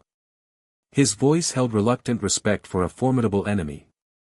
If it is the same individual, the texts suggest his power waxes and wanes with the lunar cycle, reaching its peak during the new moon.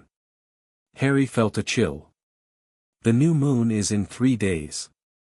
Exactly when Arianrod said he would spring his trap, Flamel noted grimly. Then we must act swiftly, Dumbledore decided. Filius, can you create a convincing magical decoy using Harry's Phoenix tears as Fawkes suggested? The diminutive charms professor considered the question. With the right base material, yes. The tears would provide the magical signature, but we'd need something to serve as the physical vehicle, something that could move independently and register as a living being to detection spells. I might have a solution, Snape interjected reluctantly. There is a potion, technically classified as dark, though the ministry designation is questionable, called the homunculus brew. It creates a temporary simulacrum that can be programmed with basic instructions. Combined with Potter's Phoenix essence, it might create a decoy convincing enough to briefly fool even an experienced hunter. How long would it take to prepare? Dumbledore asked. 24 hours, with the right ingredients. Snape's gaze shifted to Harry. Which would require a substantial quantity of the boy's tears and blood. Harry met his gaze steadily. Whatever it takes to save Etheria. Very well, Dumbledore said. Severus, please begin preparations immediately. Filius, I'll need you to work on modifications to the homunculus to enhance its magical signature. Minerva, please contact Alastair Moody, his expertise in combating dark wizards will be invaluable. What about me? Harry asked. Dumbledore regarded him thoughtfully. You, Harry, will need to prepare in your own way. I suggest meditation to center your Phoenix abilities, followed by rest. The coming confrontation will demand your full strength. Harry wanted to protest, to insist on helping with the preparations, but Fawkes trilled softly from his perch, a reminder that some battles were won through patience and proper timing. All right, Harry conceded. But I want to be involved in every step of planning the rescue itself. Of course, Dumbledore agreed readily. You know Rithkal and Phoenix magic better than anyone here except perhaps Fawkes. Your insight will be crucial. The next 48 hours passed in a blur of preparation. Harry provided the tears and blood Snape required for the homunculus brew, then spent hours with Flamel reviewing detailed layouts of the Chamber of Rebirth and its surroundings. Professor Flitwick, meanwhile, worked tirelessly on the magical augmentations for the decoy, occasionally consulting Harry about specific aspects of Phoenix magic. By the evening before the new moon, their plan was set. The decoy, an unsettling simulacrum that resembled Harry but moved with jerky, puppet-like motions, would approach the main entrance of the Chamber of Rebirth, radiating Phoenix magic to draw Rithkal's attention. Meanwhile, the rescue team would use the secondary entrance to infiltrate the chamber, free Etheria, and confront Rithkal if necessary. The rescue team consisted of Harry, Fawkes, Dumbledore, Flamel, and a grizzled, battle-scarred wizard named Alastor Moody who had arrived that morning. Moody had spent hours questioning Harry about Rithkal's abilities and weaknesses, his magical eye whirling constantly as if searching for hidden threats in every corner of Dumbledore's office. Constant vigilance, he growled repeatedly, especially when Harry mentioned Rithkal's staff and its ability to absorb magical attacks. We'll need physical measures as backup if magic proves ineffective. Now, as they gathered for final preparations, Harry felt a curious calm settle over him. The nervous energy that had driven him since learning of Etheria's capture had transformed into focused determination. Remember, Dumbledore addressed the group, our primary objective is Etheria's rescue. Confronting Rithkal directly is secondary and should be avoided if possible, given his formidable abilities and home field advantage. With respect, Albus, Moody growled, if we have the chance to take down this phoenix-hunting bastard, we should take it. From what the boy says, he's been killing these birds for centuries. That ends tomorrow. I agree with Moody, Harry said quietly but firmly. Rescuing Etheria is essential, but if we leave Rithkal alive, he'll just continue hunting. More phoenixes will die. Dumbledore sighed. I understand your position, but I caution against underestimating this opponent. According to Nicholas's records, Rithkal has survived encounters with some of history's most powerful wizards. He hasn't faced a Phoenix Lord before, Harry pointed out. True, Flamel acknowledged. And that unknown factor may work in our favor, or against us. Rithkal has had 3 days to prepare specifically for you, Harry. Fawkes trilled from his perch, a complex melody that Harry interpreted for the others. Fawkes says that while caution is wise, hesitation could be fatal. Rithkal will be at the height of his power tomorrow night, but so will all Phoenix magic due to the astronomical alignment. A double-edged sword, Moody noted. Both sides stronger than normal. Precisely why we must prioritize Etheria's safety, Dumbledore insisted. Once she is secure, we can reassess the situation regarding Rithkal. Harry nodded reluctantly, recognizing the wisdom in Dumbledore's approach even as part of him, the part infused with the collective memory of phoenixes who had fallen to Rithkal's hunts, burned for justice. Get some rest, all of you, Dumbledore concluded. We depart at sunset tomorrow, giving the decoy time to draw attention before we enter through the secondary passage. As the meeting broke up, Snape approached Harry, a vial of pearlescent liquid in his hand. Dreamless sleep, he said curtly. You'll need your wits about you tomorrow, and adolescents are prone to insomnia before significant events. Harry accepted the potion with surprise. Thank you, Professor. Snape merely nodded stiffly and turned to leave but paused at the door. Without looking back, he said, your mother would be proud of your willingness to risk yourself for others. It was a quality she possessed in abundance. Before Harry could respond, Snape was gone, his black robes billowing behind him. The next day passed with excruciating slowness. Harry spent the morning in meditation, centering his phoenix abilities as Dumbledore had suggested. In the afternoon, he visited the Hogwarts grounds with Fawkes, finding comfort in the open sky and fresh air after days of planning in enclosed spaces. As sunset approached, the rescue team gathered in Dumbledore's office for final preparations. The decoy, now animated and responsive to basic commands, stood eerily in one corner. Looking at it was disconcerting, like seeing a twisted reflection of himself. "It's time," Dumbledore said softly, checking a spindly silver instrument on his desk. "The decoy will depart first, transported by Fawkes to the vicinity of the main entrance. Once we confirm it has drawn Rithkel's attention, we will proceed to the secondary entrance." Fawkes approached the decoy, regarding it with obvious distaste before taking hold of its shoulder. In a flash of flame, they vanished. "Now we wait," Flamel murmured, his ancient eyes fixed on another of Dumbledore's instruments, this one apparently monitoring the magical signature of the decoy. 5 minutes passed in tense silence. Then 10. Finally, the instrument gave a soft chime. "Movement detected near the decoy," Dumbledore interpreted. "Someone, presumably Rithkel, is approaching it." "Time to move," Moody growled, his magical eye spinning rapidly. "The longer we wait, the more likely he realizes it's a fake." Dumbledore nodded agreement. "Nicholas, if you would do the honors." Flamel withdrew a small golden key from his robes, a port key, Harry realized. "This will take us directly to the cave entrance of the secondary passage," Flamel explained. "Everyone touch it, please." Harry placed his finger on the key alongside the others. Flamel murmured an activation phrase in what sounded like ancient Greek, and Harry felt the distinctive hook-behind-the-navel sensation of port key travel. They landed in a small cave illuminated only by the soft glow of Dumbledore's wand. Flamel moved to the back wall and pressed his palm against a seemingly ordinary section of stone. Glowing runes appeared beneath his hand, and a narrow passageway opened. "From here, we proceed with utmost caution," Flamel whispered. The passage runs for approximately half a mile, gradually descending until it connects with a small antechamber adjacent to the main chamber. Harry nodded, summoning a small flame to his palm to provide additional light. The narrow tunnel felt oppressive after the open spaces of Hogwarts, but he pushed aside his discomfort, focusing on the task ahead. They moved in silence, Moody taking the lead with his magical eye providing advance warning of any traps or wards.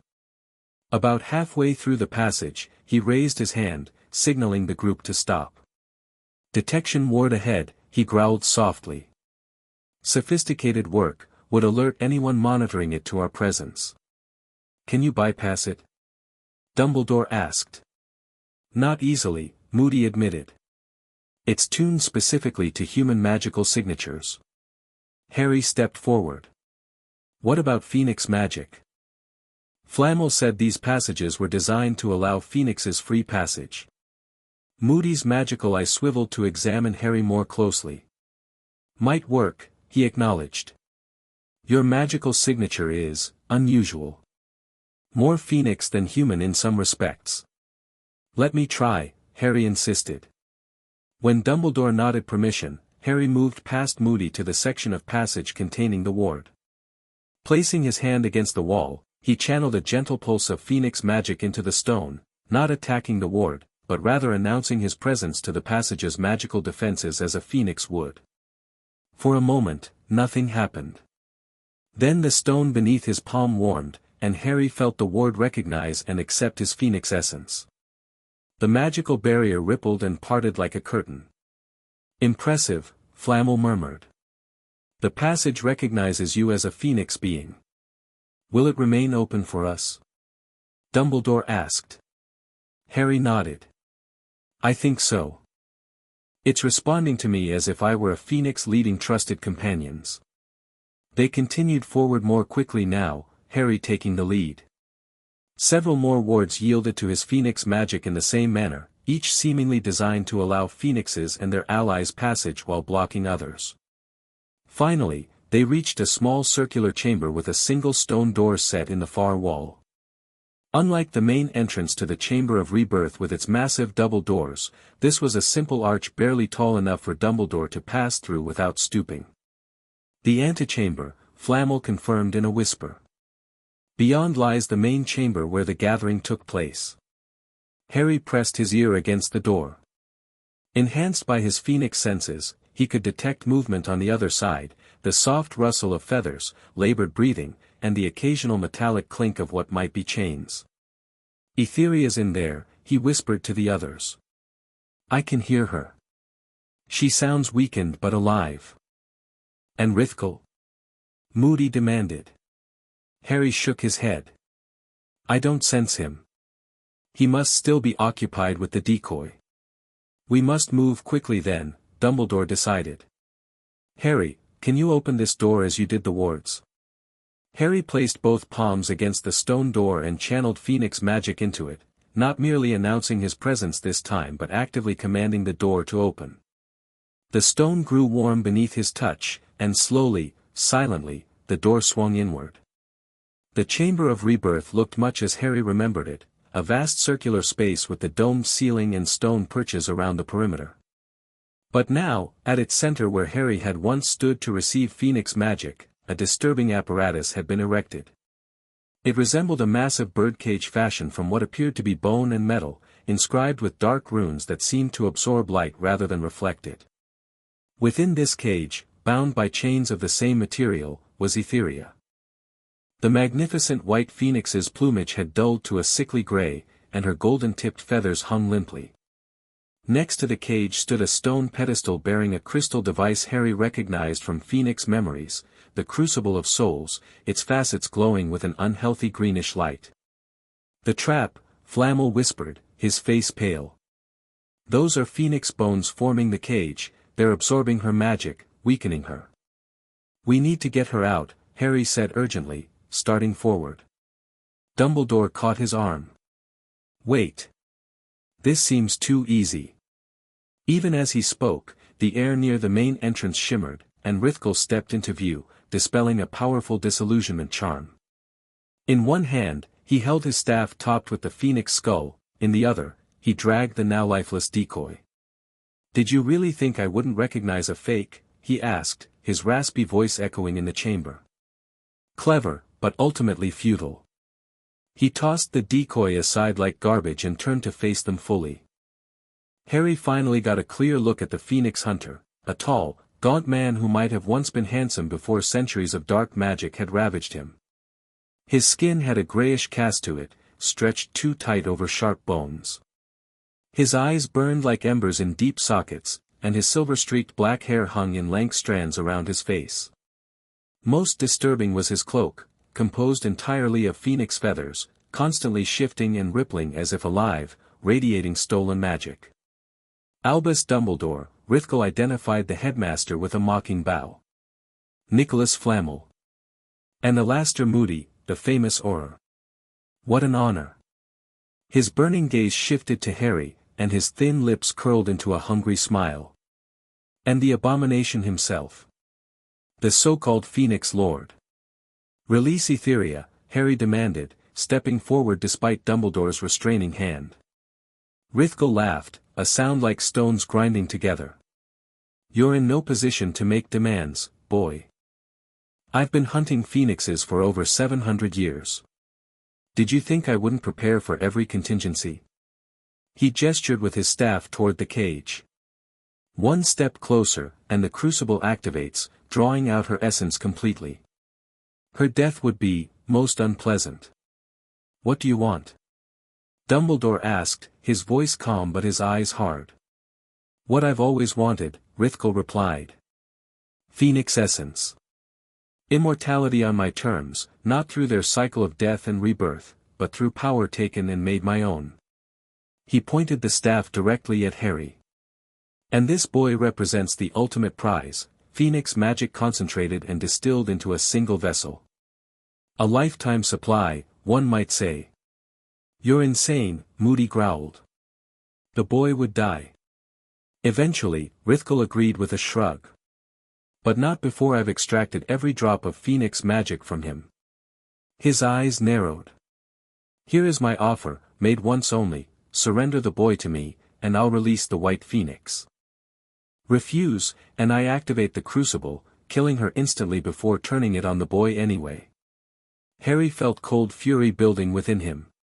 This was the monster who had hunted and killed countless phoenixes, who had murdered Pyralis and so many others. The phoenix fire in his blood responded to his anger, warming his skin from within. "Harry," Dumbledore said softly, "remember our priority." Harry nodded almost imperceptibly. Etheria's safety came first. But as he studied the chamber, noting the positions of the cage, the crucible, and Rithkal himself, a plan began forming in his mind, reckless perhaps, but potentially effective. "If I surrender," he asked Rithkal, "you'll release her unharmed?" "Harry, no." Flamel protested. "On my word," Rithkal confirmed smoothly. "Such as it is." His lipless mouth curved in a cold smile.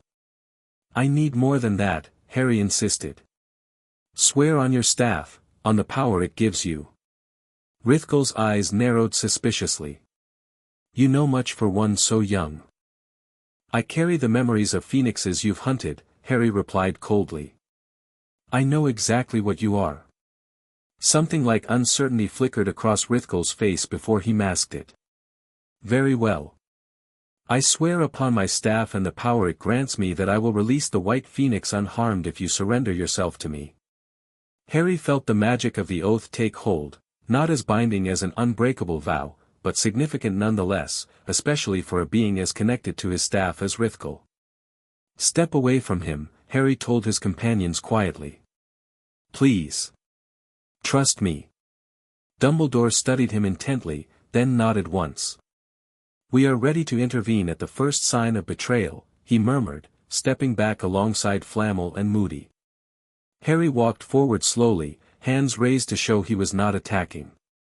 As he approached the center of the chamber, Rithkal's expression grew increasingly triumphant. "Stop there," the Phoenix Hunter commanded when Harry was about 10 feet away. "Now kneel." Harry knelt, his eyes fixed not on Rithkal but on Etheria. The White Phoenix's golden eyes, though dimmed with pain, met his with surprising clarity. A wisp of thought reached him, her mental voice weakened but still recognizable. "Be ready, young one."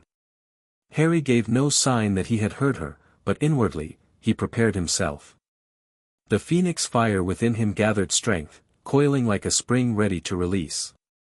Rithkal approached, staff extended, its phoenix skull head beginning to glow with sickly green light matching the crucible. "This will hurt," he said conversationally. "But I recommend not resisting. Fighting the extraction only prolongs the agony." He placed the staff's head against Harry's chest, directly over his heart. The contact burned cold, an unnatural sensation that made Harry gasp. He felt the staff beginning to pull at his magic, tendrils of dark energy invading his body, seeking the phoenix essence within. "Remarkable," Rithkal murmured, his eyes widening at whatever he sensed. "The phoenix magic is fully integrated with your core, far more completely than I anticipated. This will be interesting." Harry gritted his teeth against the pain as the extraction began in earnest. It felt as if icy hooks were digging into his very soul, trying to tear away pieces of his essence. The room began to dim around him as his strength drained away. But Harry wasn't fighting the extraction, not exactly. Instead, he was doing something Rithkal clearly hadn't anticipated. Rather than resisting the pull, he was following it back to its source. His consciousness traced the tendrils of dark energy to their origin, the staff itself, and through it, to Rithkal's magical core. There, Harry made a shocking discovery. Rithkal's natural magic was almost completely consumed by the stolen phoenix essence he had absorbed over centuries. His original core was little more than a withered husk, dependent on continuous infusions of phoenix magic to maintain his unnatural lifespan and powers. In that moment of clarity, Harry understood Rithkal's true weakness. And he acted.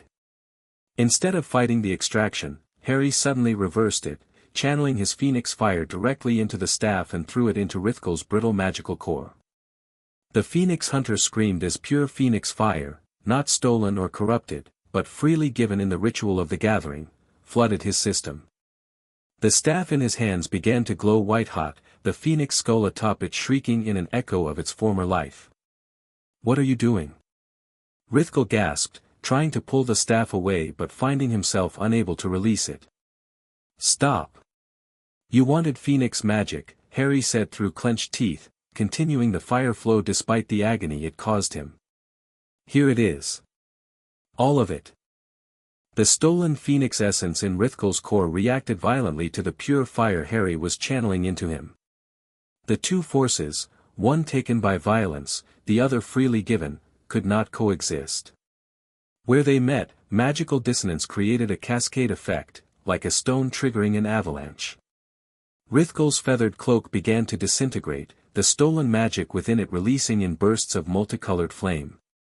The Phoenix Hunter fell to his knees, still clutching the staff that now bound him to Harry in a circuit of destructive energy.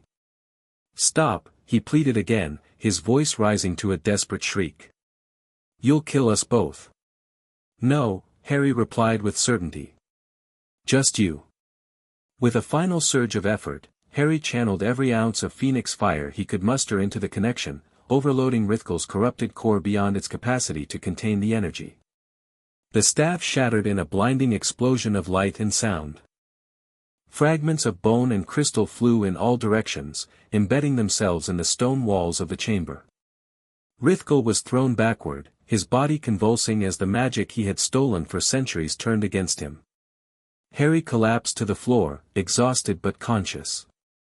He watched as Rithkel's form began to deteriorate rapidly, not burning as a phoenix would, but crumbling like ancient parchment exposed to flame. The Phoenix Hunter's skin flaked away to reveal not flesh but a hollow shell of compressed magical energy that was now destabilizing without the staff to contain it. 700 years, Rithkel whispered, his voice fading as his form continued to dissolve. 700 years of life, ended by a child. Not a child, Harry corrected quietly. The Phoenix Lord. With a final cry that seemed to echo from the distant past, Rithkel disintegrated completely. Where he had stood, only a small pile of ash remained, with a single blackened phoenix feather resting atop it, the last remnant of his first victim, finally released in death.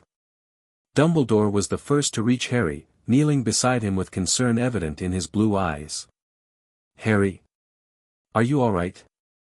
Tired, Harry managed. Very tired. But okay, I think. Check Etheria.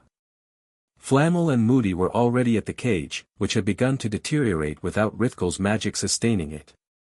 The phoenix bones composing its structure were crumbling, turning to ash as their stolen magic dissipated. She's weak but alive, Flamel reported, carefully gathering the white phoenix in his arms as the last of the cage fell away. The extraction was incomplete.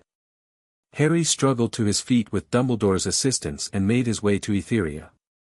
The white phoenix looked terribly diminished, her once magnificent plumage dull and sparse, her golden eyes clouded with exhaustion. Well done, young Phoenix Lord, her mental voice whispered in Harry's mind, far weaker than he remembered but still carrying that ancient wisdom. You have done what many thought impossible. You knew I would try something like that, didn't you? Harry asked softly. That's why you let yourself be captured. I saw the possibility.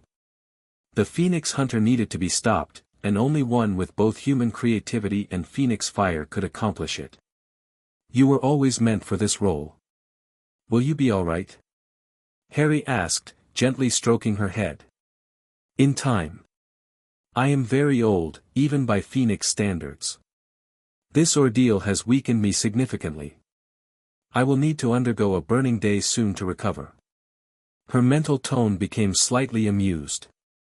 Much like you will, I suspect. Harry suddenly realized she was right. The massive expenditure of Phoenix fire had depleted his reserves dramatically. Already, he could feel the familiar warmth building in his core, the precursor to a burning day. Professor, he said to Dumbledore, I think I'm about to have a burning day. Dumbledore's eyebrows rose. Here. Now. The timing is rarely convenient, Flamel noted with a slight smile. But the chamber is designed for Phoenix magic. It's actually an ideal location. Harry could feel the heat intensifying rapidly. Everyone should stand back. It's not subtle. As his companions retreated to the edges of the chamber, Harry moved to the center, the same spot where he had undergone the transformation into the Phoenix Lord 3 years earlier. The warming sensation spread throughout his body, growing from comfortable to uncomfortable to nearly unbearable in moments. "It's starting," he gasped, as his skin began to glow from within. The burning process was both familiar and unique. Each Phoenix rebirth had its own character. This one felt particularly cathartic, as if the confrontation with Rithkal had released something long constrained within him. As the fire consumed his physical form, transforming him momentarily into pure flame, Harry experienced a moment of perfect clarity. He could see the connections between all living things, the webs of magic that bound the world together. He could sense the other phoenixes around the globe, many already aware that Rithkal was gone, celebrating in their own ways. Most significantly, he could feel a shift in his own nature, the phoenix and human aspects of his being becoming more perfectly integrated. This burning wasn't merely replenishing his depleted energy, it was refining him, completing the transformation that had begun 3 years ago. When the fire receded and Harry reformed, he felt fundamentally changed. Still himself, but more so, as if previously separate parts of his identity had finally clicked into place. He opened his eyes to find his companions watching with expressions ranging from awe, Flamel, to clinical interest, Moody, to gentle understanding, Dumbledore. "That was..." Flamel began, then shook his head, apparently lost for words. "Different," Harry supplied, examining his hands, which seemed to have a subtle iridescence now when he moved them in the light.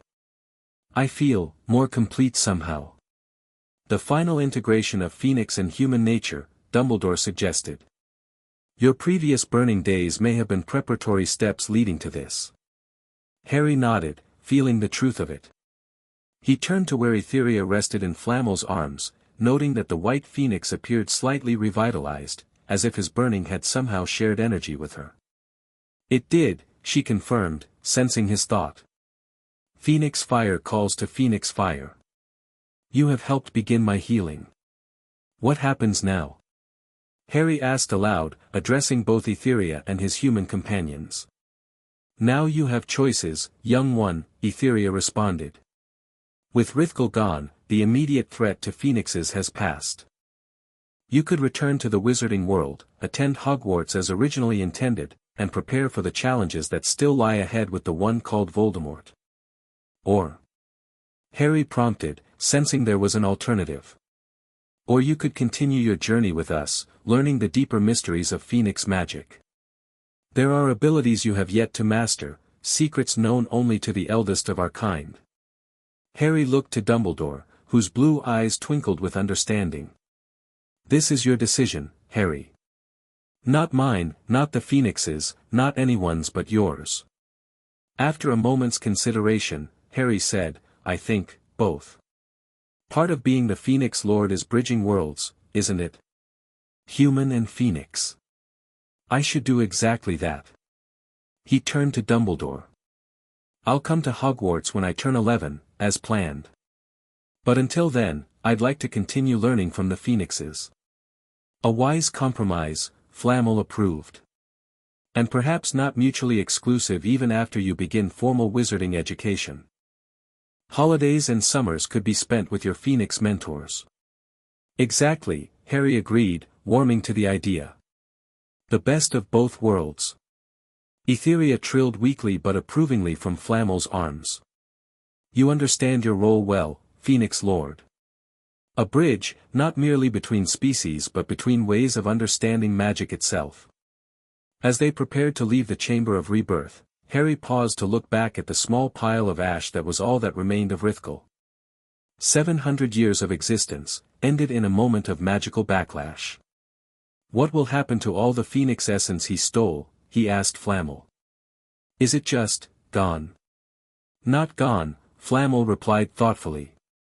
"Magic that fundamental cannot be destroyed, only transformed.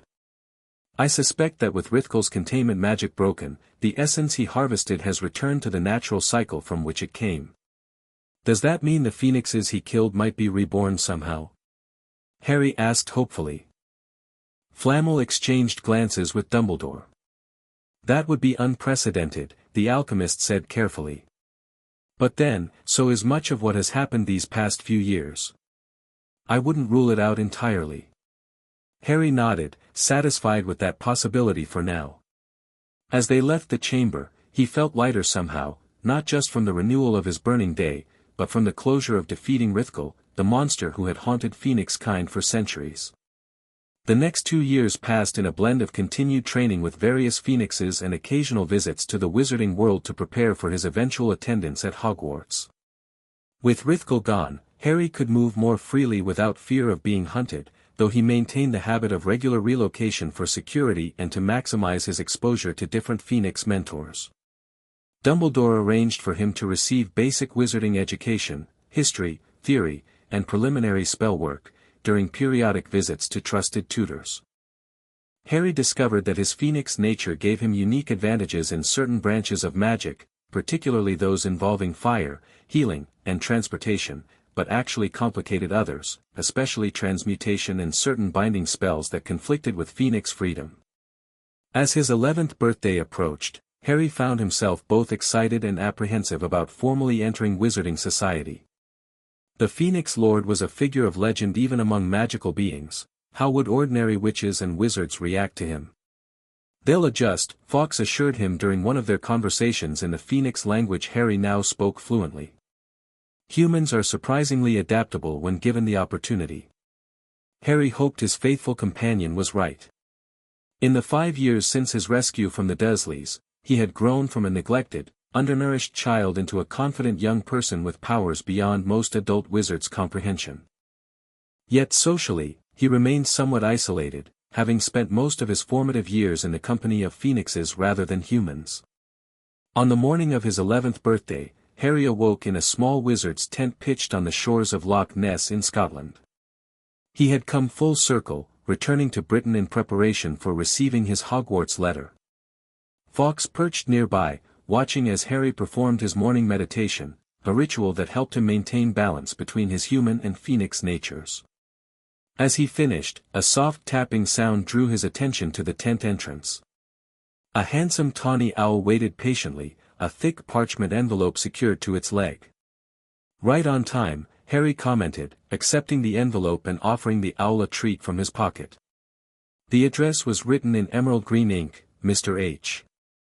Potter the Wizard's tent, Eastern Shore, Loch Ness, Scotland. Breaking the purple wax seal bearing the Hogwarts crest, Harry extracted the contents and read, Hogwarts School of Witchcraft and Wizardry Headmaster, Albus Dumbledore, Order of Merlin, First Class, Grand Source, CHF, Warlock, Supreme Mugwump, International Confide, of Wizards. Dear Mr. Potter, we are pleased to inform you that you have been accepted at Hogwarts School of Witchcraft and Wizardry.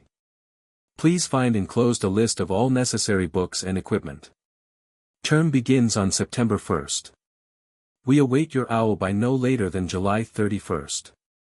Yours sincerely, Minerva McGonagall, Deputy Headmistress. A handwritten note was attached in Dumbledore's distinctive script. Harry, I trust this letter finds you well. Given your unique circumstances, I have arranged for Hagrid, our gamekeeper, to escort you to Diagon Alley for your school supplies. He will meet you at the Three Broomsticks in Hogsmeade at noon today. We have much to discuss regarding your attendance at Hogwarts, including certain accommodations for your phoenix nature. I look forward to welcoming you as a student. Albus Dumbledore. Harry smiled, folding the letter carefully and placing it back in the envelope. After all this time, after all his extraordinary experiences, he would finally be attending Hogwarts like an ordinary wizard. Except, of course, he wasn't ordinary at all. He was Harry Potter, the boy who lived, and the Phoenix Lord. Whatever challenges lay ahead at Hogwarts and beyond, he would face them with both the resilience of a human and the fiery rebirth potential of a phoenix. Ready for the next adventure? He asked Fawkes. The phoenix trilled an affirmative response, his black eyes glittering with anticipation. Together, they stepped out of the tent into the bright Scottish morning, ready to begin the next chapter in the extraordinary life of Harry Potter, Phoenix Lord. Chapter 2, The Crucible of Flames. The fire burned hot in Harry's palm as he twisted his wrist, shaping the flames into a miniature dragon that soared around his head before dissolving into sparks. Not bad for a 7-year-old, though Harry wasn't exactly your average kid anymore. Getting better at fine control, he said to Fawkes, who watched from a nearby branch. The Scarlet Phoenix trilled approval, the musical sound echoing through the Amazon rainforest canopy. After defeating Rithkul a year ago, Harry had resumed his global training circuit with various Phoenix mentors. Today's lesson with Solara, a vibrant orange phoenix who specialized in flame sculpture, was going well. He'd moved beyond basic fire manipulation to creating complex animated constructs, a skill that combined artistic vision with magical precision. "Watch this," Harry grinned, concentrating harder. The flames in his hand coalesced into a perfect miniature Hogwarts castle, complete with moving staircases visible through tiny windows. Maintaining it required intense focus, each tower and turret demanding separate attention while keeping the whole structure cohesive. Solara swooped down from her perch, circling the fiery model with obvious approval. Her trills translated easily in Harry's mind, exceptional detail work. "You've progressed faster than expected." Harry beamed at the praise but maintained his concentration. Over the past year, his control had improved dramatically. No more accidental flare-ups when he got angry or excited. No more waking up floating near the ceiling surrounded by a cocoon of fire. He was mastering the phoenix within. After holding the castle for nearly 5 minutes, a new personal record, Harry gently dispersed the flames, releasing the energy back into the ambient magic around them. That was another trick he'd learned: fire wasn't just created and extinguished but could be recycled into the magical ecosystem.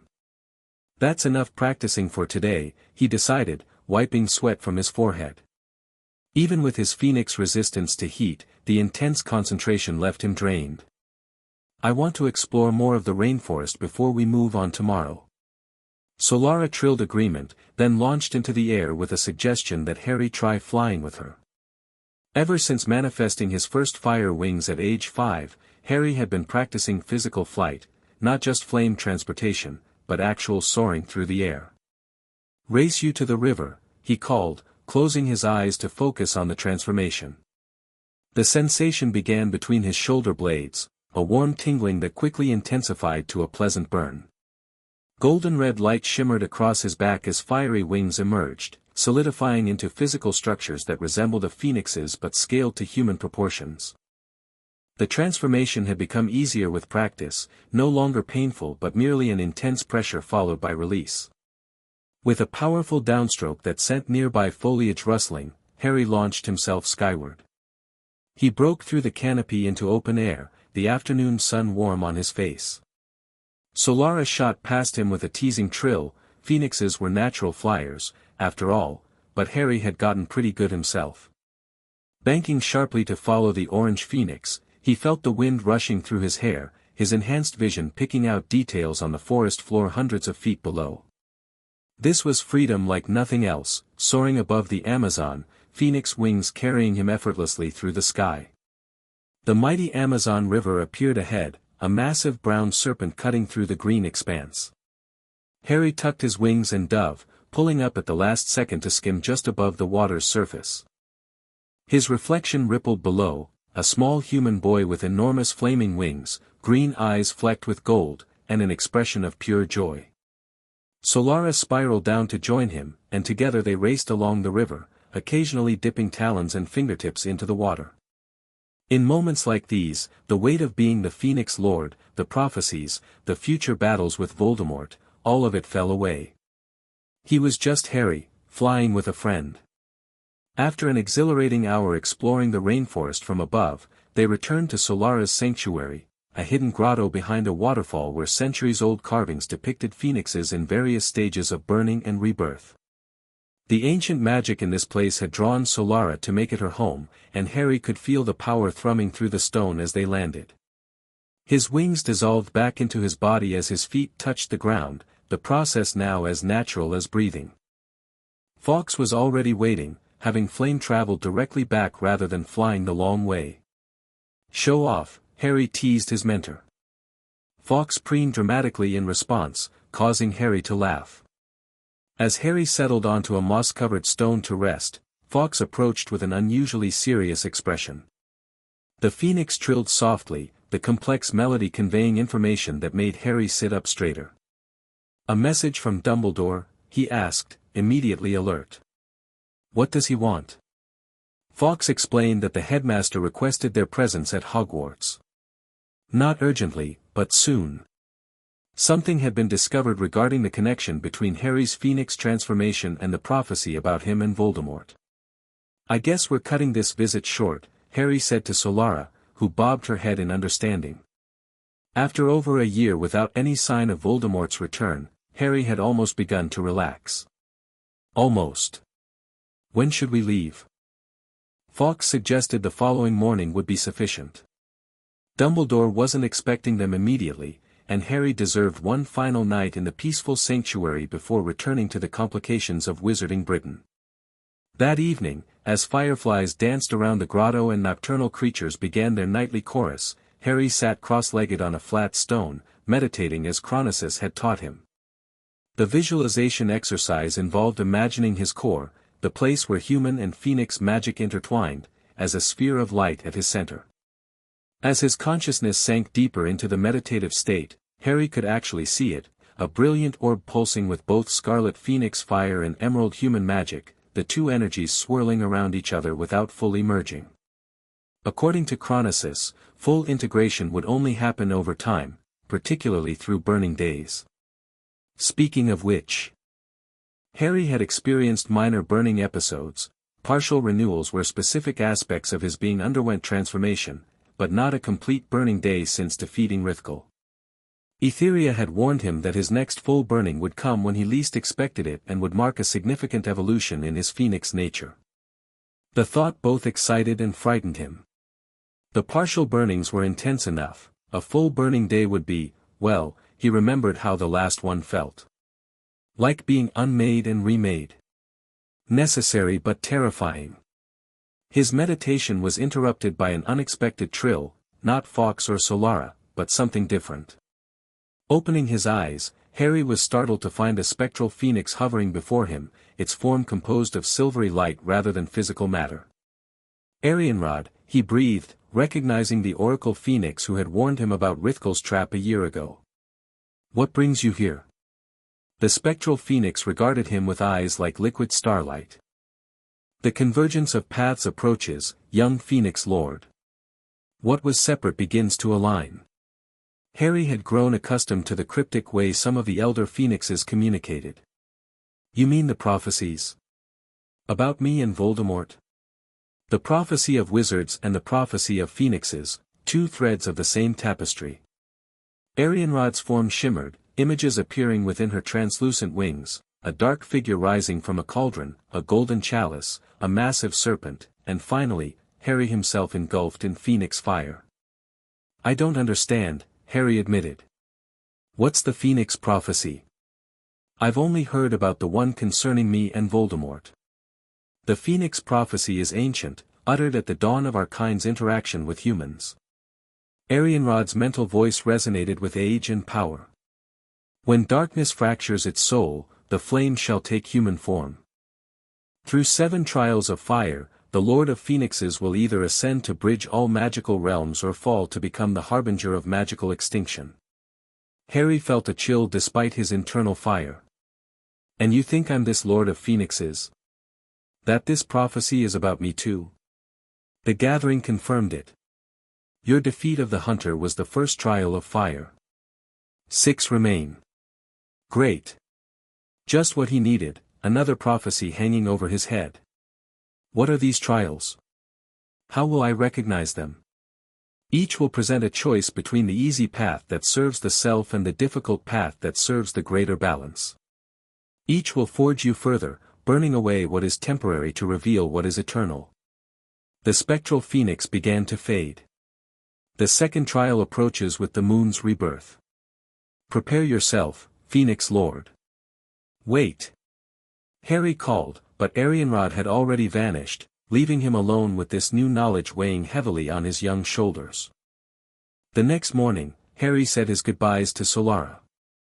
The orange phoenix gifted him with one of her smaller tail feathers, which shimmered with inner fire. "Thank you for everything," Harry said sincerely, carefully securing the feather in the special pouch he used for Phoenix gifts.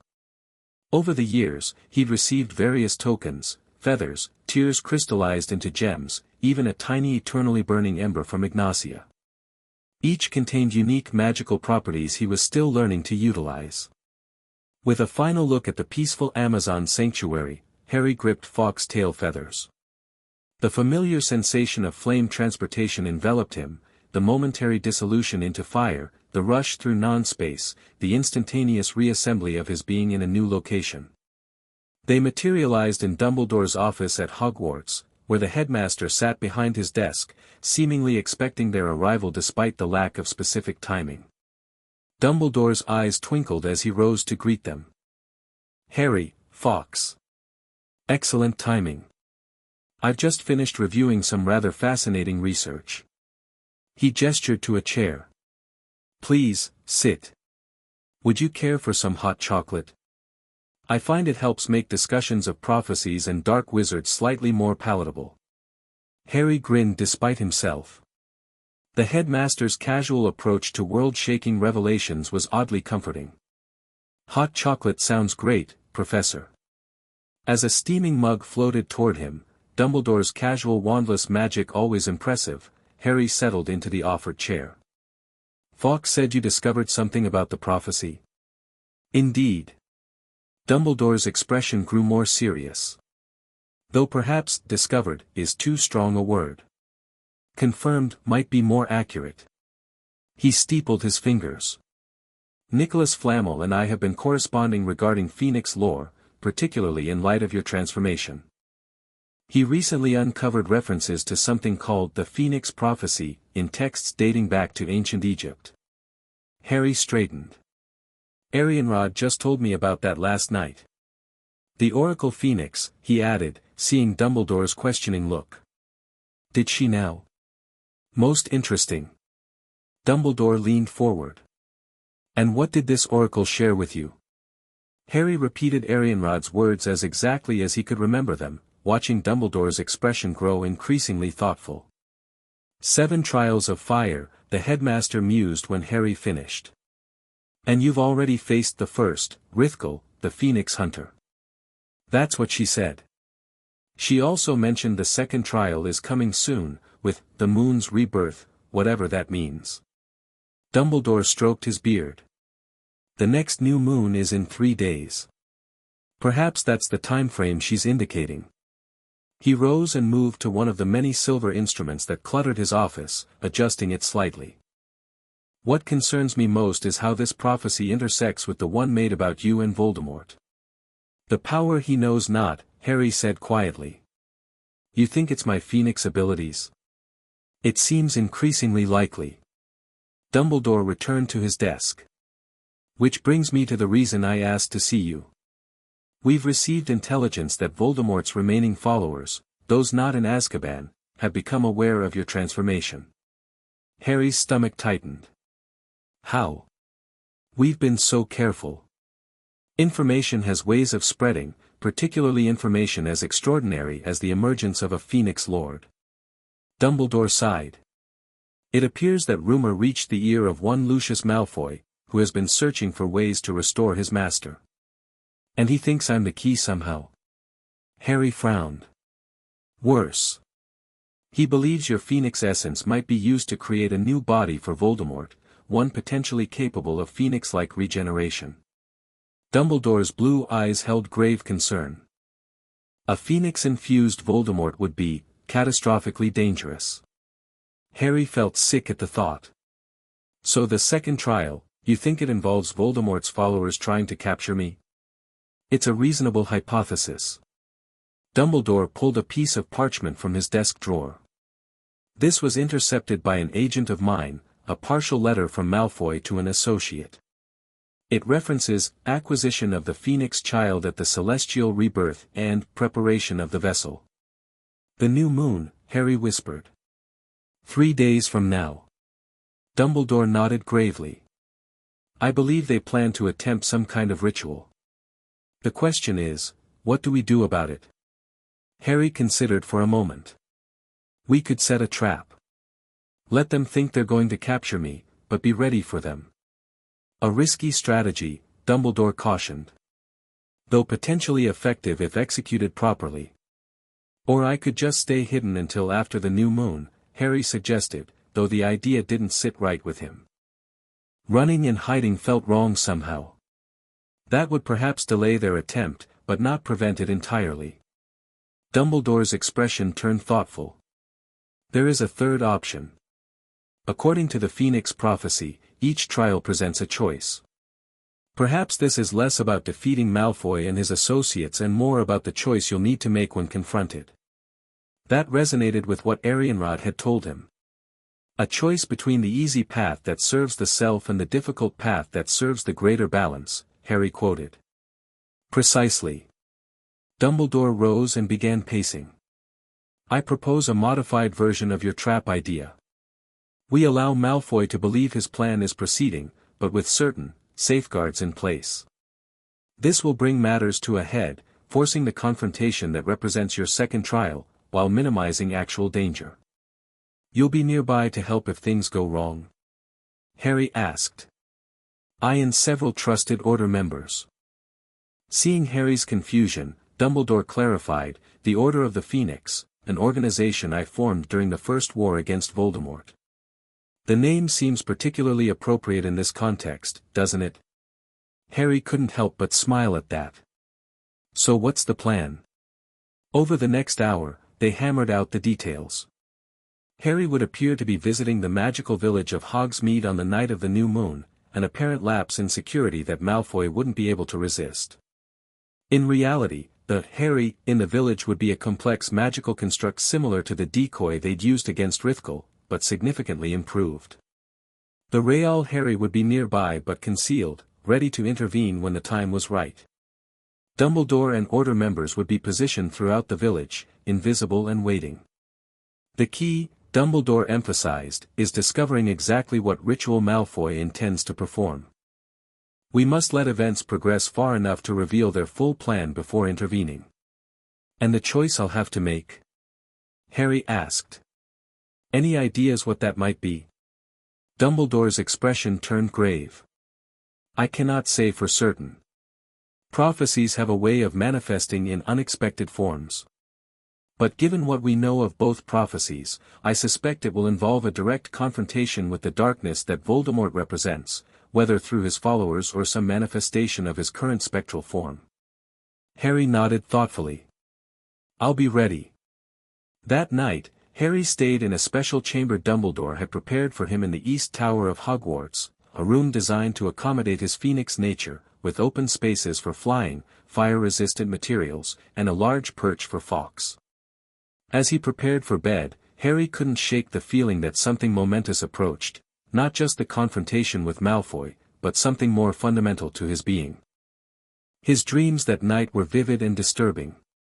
He found himself walking through a graveyard shrouded in mist, headstones looming like silent sentinels. At the center stood a massive cauldron bubbling with silvery liquid. A small, grotesque figure, something between baby and monster, floated on the surface, its red eyes fixing on Harry with malevolent recognition. The Phoenix Child, it hissed in a voice that raised goosebumps on Harry's arms. Your fire shall fuel my rebirth. The creature reached out with a tiny clawed hand, and Harry felt an excruciating pain in his chest, as though something essential was being extracted. Looking down, he saw a stream of golden fire flowing from his heart to the cauldron, the monstrous infant growing stronger with each passing second. He tried to stop the flow, to sever the connection, but his phoenix fire continued to drain away. As his strength ebbed, the figure in the cauldron grew more substantial, more human-like, its features resolving into a serpentine face that Harry somehow knew belonged to Voldemort. Yes, the emerging Voldemort crowed, give me the power of eternal rebirth, Phoenix Child. With it, I shall be truly immortal. Harry woke with a gasp, his skin glowing with heat, sweat evaporating instantly from his body. Fawkes was beside him in an instant, trilling soothing notes that helped calm his racing heart. Just a nightmare, Harry murmured, though both he and Fawkes knew it was more than that. Phoenix Lords sometimes experienced prophetic dreams, particularly before significant events. This felt like a warning. The next 2 days passed in preparation. Harry trained intensively with Fawkes and Dumbledore, focusing on defensive magic and especially techniques to prevent magical draining, precisely what he'd seen in his nightmare. The headmaster brought in an Auror named Kingsley Shacklebolt to help, impressed by how quickly Harry absorbed the complex protective spells. Remarkable, Kingsley commented after watching Harry create a multi-layered shield incorporating Phoenix fire. I've never seen anyone your age with such precise control. Phoenix magic works differently, Harry explained, dismissing the shield with a casual wave. It's more intentional.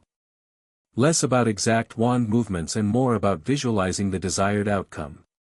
On the evening of the new moon, Harry stood in Dumbledore's office for a final review of their plan.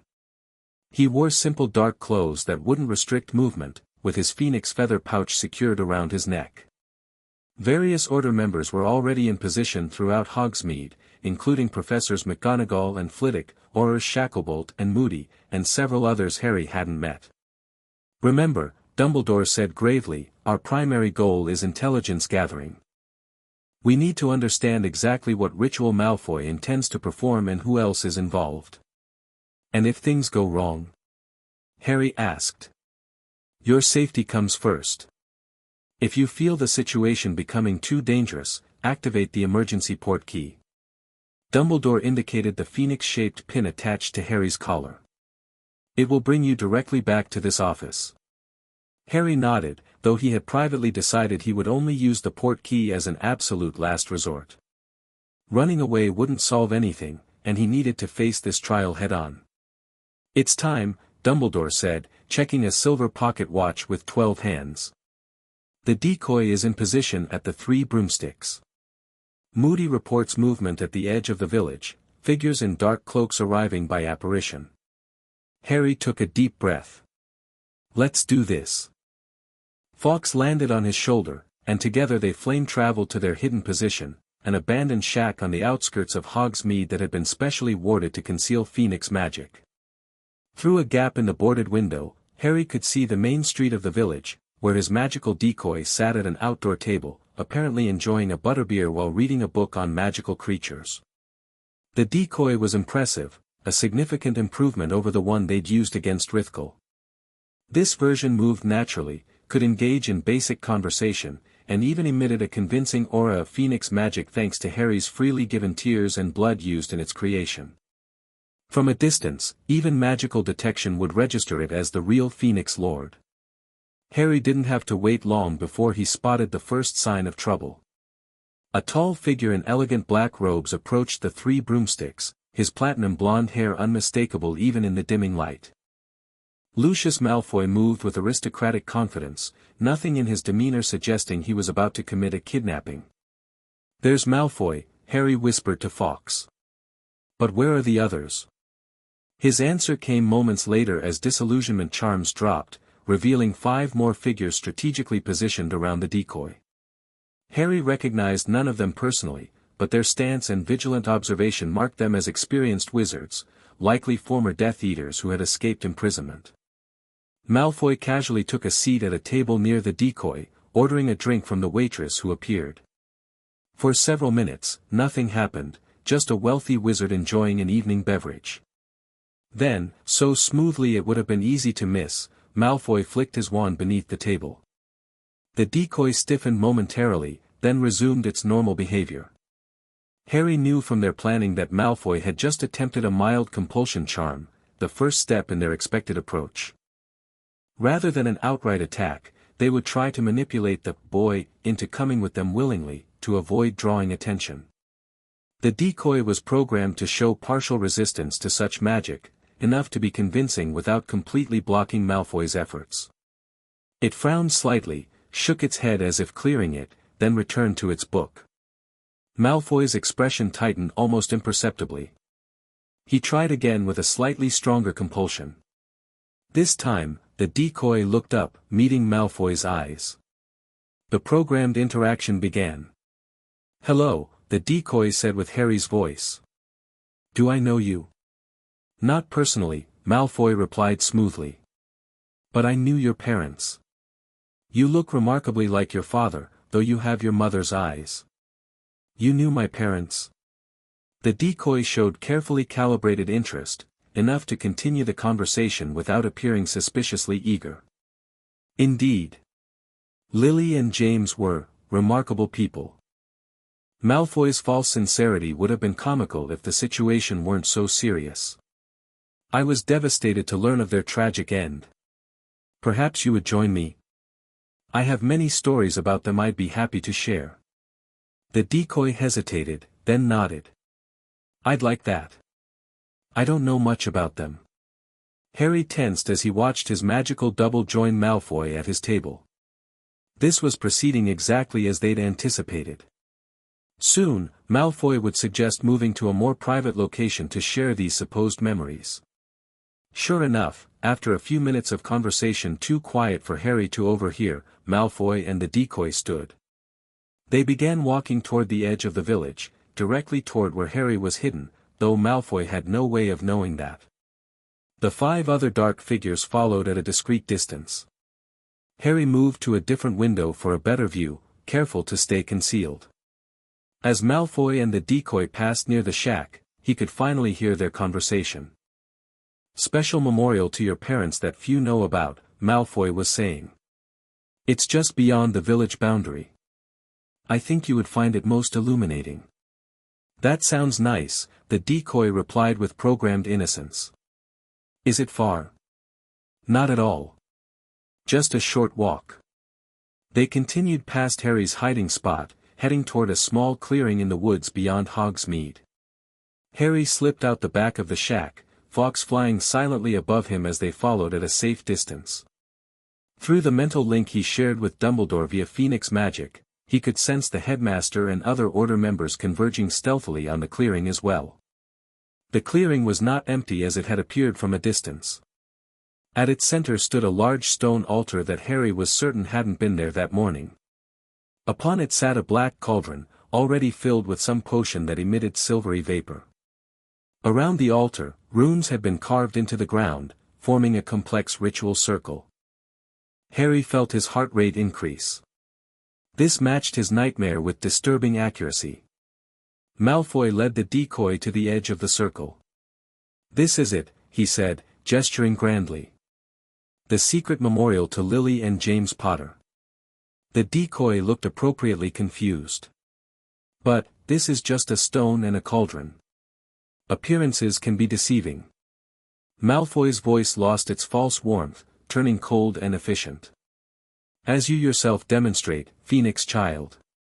He flicked his wand, and the decoy suddenly froze in place, caught in a binding spell far stronger than it was programmed to resist. The 5 followers emerged from the trees, forming a circle around the altar.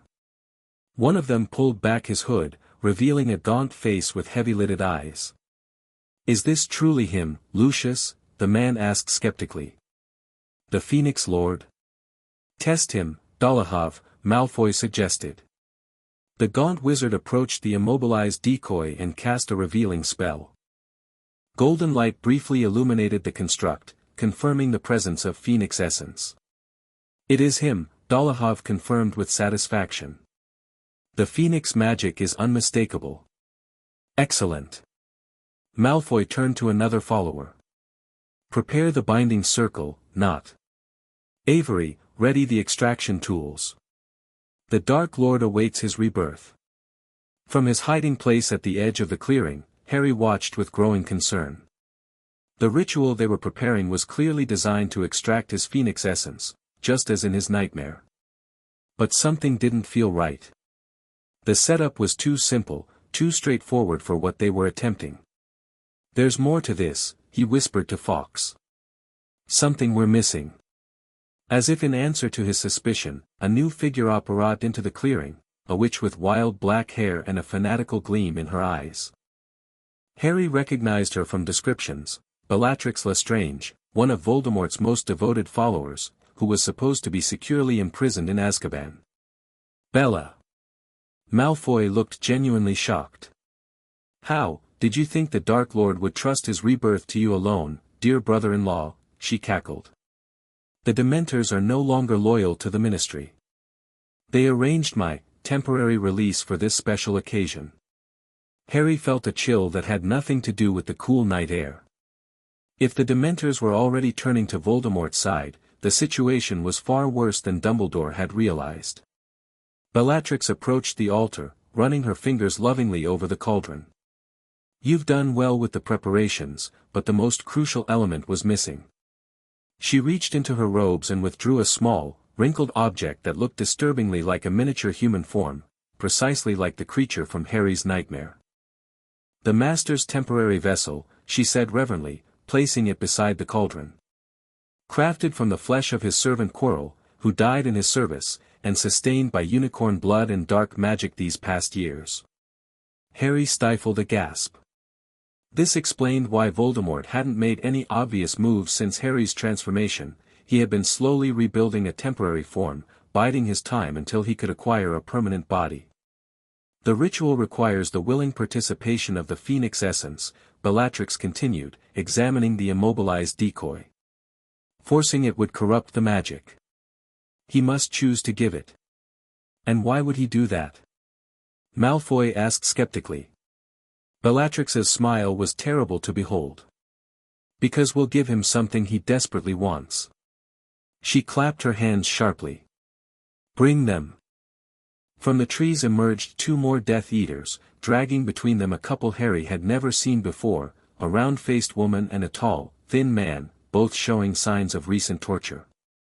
Though their faces were unfamiliar, something about them tugged at Harry's memory. "Alice and Frank Longbottom," Bellatrix announced. "Supposedly driven permanently insane by my Cruciatus curse years ago. But I always knew their minds were still in there somewhere, buried deep."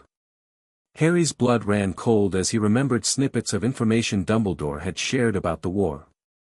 The Longbottoms, Neville's parents, tortured to insanity by Bellatrix Lestrange and other Death Eaters after Voldemort's fall. "I've developed a special curse that will destroy what remains of their minds, one cell at a time," Bellatrix continued, stroking Alice Longbottom's trembling face with mock tenderness. "They'll experience the full awareness of their own mental disintegration. Unless..." She turned to the decoy with a triumphant smile. "Unless the Phoenix Lord freely gives his essence to restore our master. Then they go free, their minds intact, perhaps even healed by the residual Phoenix magic the ritual will release." Harry realized with dawning horror the true nature of his second trial. This wasn't about fighting Death Eaters or escaping a trap. It was exactly as Arianrod had warned, a choice between the easy path that serves the self and the difficult path that serves the greater balance. He could save himself and let the Longbottoms suffer, or sacrifice his Phoenix essence to save them, potentially allowing Voldemort to return with Phoenix powers in the process. Through his mental link with Dumbledore, Harry sensed the headmaster's alarm. The Order members were in position but hesitant to act with hostages at risk. Moreover, the decoy wasn't programmed for this scenario. It couldn't make the moral choice Harry now faced. "I need to reveal myself," Harry communicated to Dumbledore. "This is my trial to face." "Too dangerous," came the immediate response. "We'll find another way." But Harry knew there was no other way. This was what the Phoenix prophecy had foretold, a crucible of fire, a test of his character and choices. He had to face it directly. "Trust me," he sent back, then stepped from the trees into the clearing. The reaction was immediate. Every Death Eater spun toward him, wands raised. Bellatrix's eyes widened in shock, then narrowed with calculation as she looked between Harry and the now obviously fake decoy. Well, she recovered quickly. The real Phoenix child reveals himself. How convenient. "Let them go," Harry said calmly, gesturing to the Longbottoms. "They have nothing to do with this." Bellatrix laughed, the sound unnervingly childlike. "On the contrary, they have everything to do with this. They're your test, little Phoenix." She pressed her wand against Alice Longbottom's temple. "Their lives and sanity for your precious Phoenix essence. What will you choose?" Harry took a step forward, only to find his path blocked by a transparent barrier. The ritual circle had activated, preventing outside interference. He could flame travel inside, but that would mean committing to the confrontation without order backup. "You're lying," he said, buying time to think. "The ritual won't heal them." "Perhaps, perhaps not," Bellatrix shrugged. "But refusing definitely condemns them. I'll destroy what remains of their minds right before your eyes." To demonstrate her seriousness, she briefly cast a spell that made Frank Longbottom convulse in agony, his wife screaming wordlessly at the sight. Harry felt rage building, his skin beginning to glow with internal fire. He could flame travel in, grab the Longbottoms, and flame out before the Death Eaters could react. But Bellatrix's wand was pressed directly against Alice's head. Any sudden move might cause her to cast reflexively. This, then, was the true choice: risk everything on a rescue attempt that might fail, or seemingly surrender his Phoenix essence to save two people he'd never met, all while trying to find a third option that the prophecy might not even allow. Fawkes landed on Harry's shoulder, trilling softly in his ear. The message was clear: remember what makes Phoenixes unique. Death is not the end for us. And suddenly, Harry understood. This wasn't just about sacrifice versus self-preservation. It was about the fundamental nature of Phoenix magic: death and rebirth, sacrifice and renewal. "I'll do it," he said clearly. "Lower the barrier and let me enter the circle. I'll give you what you want, in exchange for the Longbottom's freedom and healing." Bellatrix's triumph was palpable. "Wise choice, little Phoenix." She waved her wand, and a section of the barrier dissolved. "Enter freely, and the bargain is made." Harry sensed Dumbledore's alarm through their connection. "Harry, no. We'll find another way." "Trust me," Harry repeated silently. "This is the way." He stepped through the opening into the ritual circle, feeling the magic seal behind him. Now there was no escape except through flame transportation, and he suspected the circle would prevent even that once the ritual began. "Release them first," Harry demanded, standing firmly before the altar. "After the ritual begins," Bellatrix countered. "When your essence starts flowing into the cauldron, they'll be released. That's the bargain." Harry knew she was lying, but it didn't matter. His plan didn't require her honesty. "Fine," he agreed. "Tell me what to do." Bellatrix gestured to the cauldron. "Place your hands on either side. Focus your Phoenix magic into it. The ritual will do the rest." Harry approached slowly, examining the setup. The cauldron contained a silvery potion with an oily sheen. The homunculus, Voldemort's temporary form, pulsed with sickly life beside it. The runes carved around the altar were ancient and complex, designed to channel and transform magical essence. As he reached the altar, Harry felt the weight of the moment. This was indeed his second trial, a test of his understanding of what it truly meant to be a Phoenix Lord. He placed his hands on either side of the cauldron as instructed. Immediately, he felt the ritual magic activate, attempting to draw his Phoenix essence outward. The sensation was uncomfortable but not painful, like a gentle but persistent tugging at his magical core. "Yes," Bellatrix breathed, watching golden light begin to flow from Harry's hands into the cauldron. "It's working." The potion started to bubble and change color, shifting from silver to gold as it absorbed the first traces of Phoenix magic. The homunculus stirred, its tiny limbs twitching with anticipation. "Now release the Longbottoms," Harry demanded, maintaining the flow of energy with apparent effort. "Not yet," Bellatrix smirked. "When there's enough essence, not before." Just as Harry had expected. She never intended to honor the bargain. He locked eyes with Fawkes, who watched from just outside the barrier. The Phoenix gave an imperceptible nod, understanding Harry's plan without words.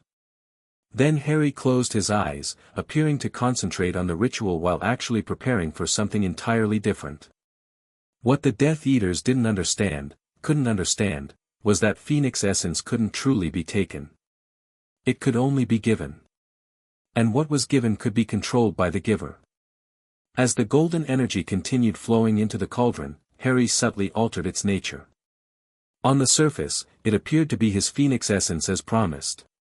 But beneath that deception, he was channeling a very specific aspect of phoenix magic, the purifying fire of a burning day. The potion bubbled more vigorously, the homunculus now fully awake and watching with malevolent red eyes. Bellatrix was practically dancing with excitement, while Malfoy maintained a more reserved but obvious satisfaction.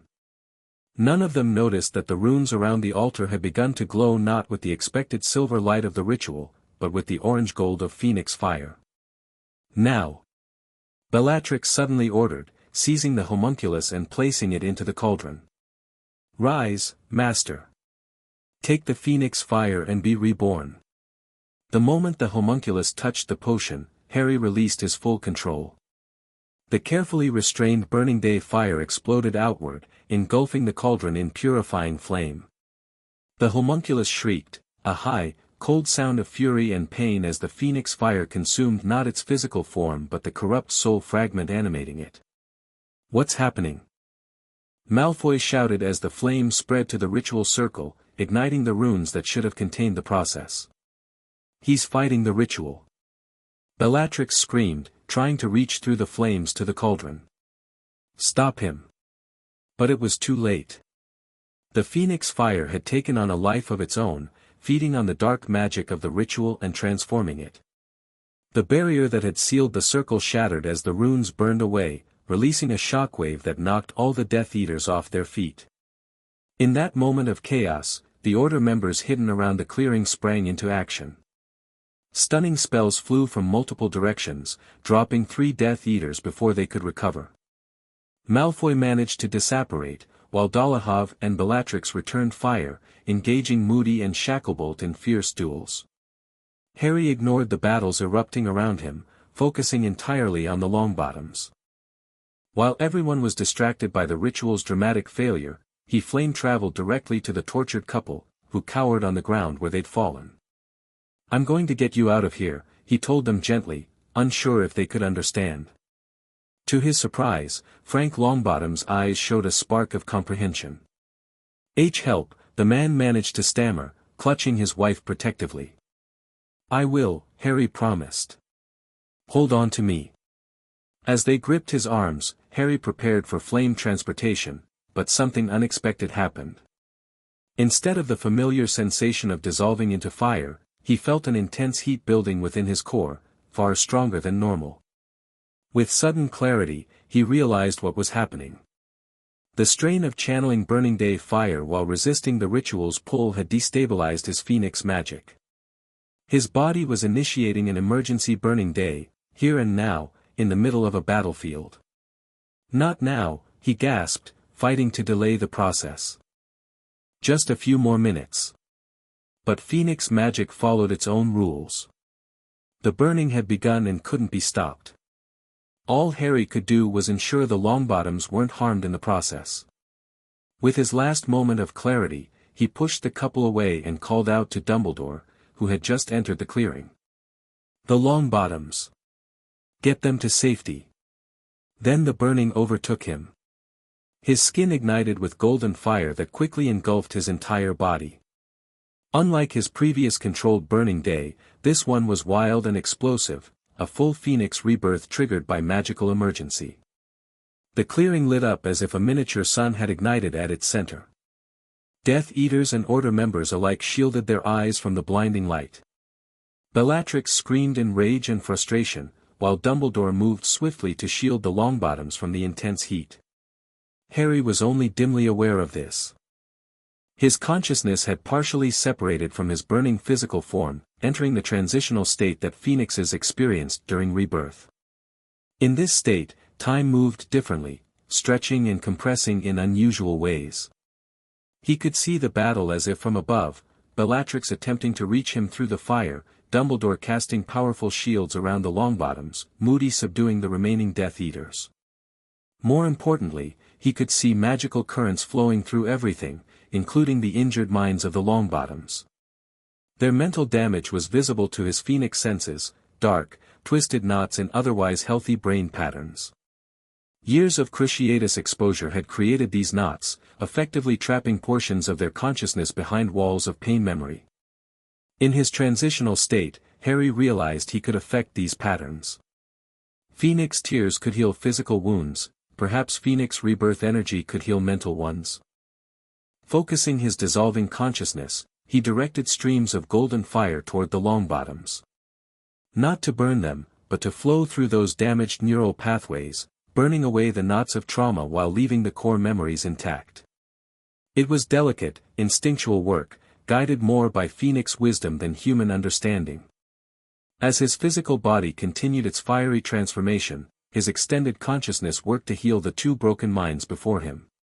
Then came the moment of complete dissolution, the point in a burning day when the Phoenix's old body is entirely consumed before the new one forms. For Harry, this meant a brief period of existing solely as consciousness and fire, without physical form. In that moment, he felt another presence touching his mind, cold and fragmented, filled with fury and fear. The soul piece from the homunculus hadn't been completely destroyed. Without a physical anchor, it was attempting to latch onto Harry's transforming essence. No, Harry rejected it firmly, his formless will pushing against the invading presence. You have no place here. The fragment, unmistakably a piece of Voldemort, fought back with surprising strength for something so small.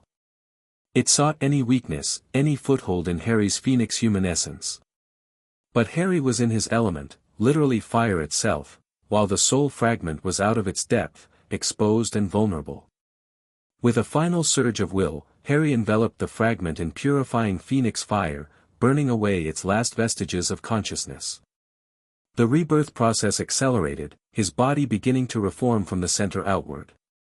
Bones reconstructed from light, organs and muscles wove themselves from fire, skin solidified last. The entire transformation, which had seemed to take ages from Harry's perspective, had lasted only about 30 seconds in real time. As the flames receded, Harry found himself kneeling on the scorched ground where he had burned.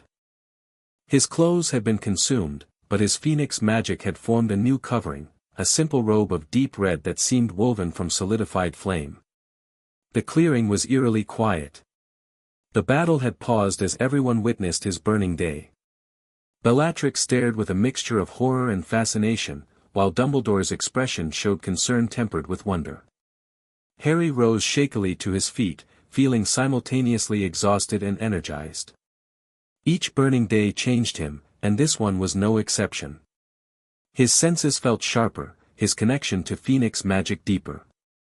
Most notably, he could still perceive the mental patterns of those around him, a new ability apparently gained from this rebirth. "It's over, Bellatrix," he said, his voice carrying new harmonics that made it almost musical. "Your master's vessel is destroyed. The ritual has failed. You think this ends anything, Phoenix child?"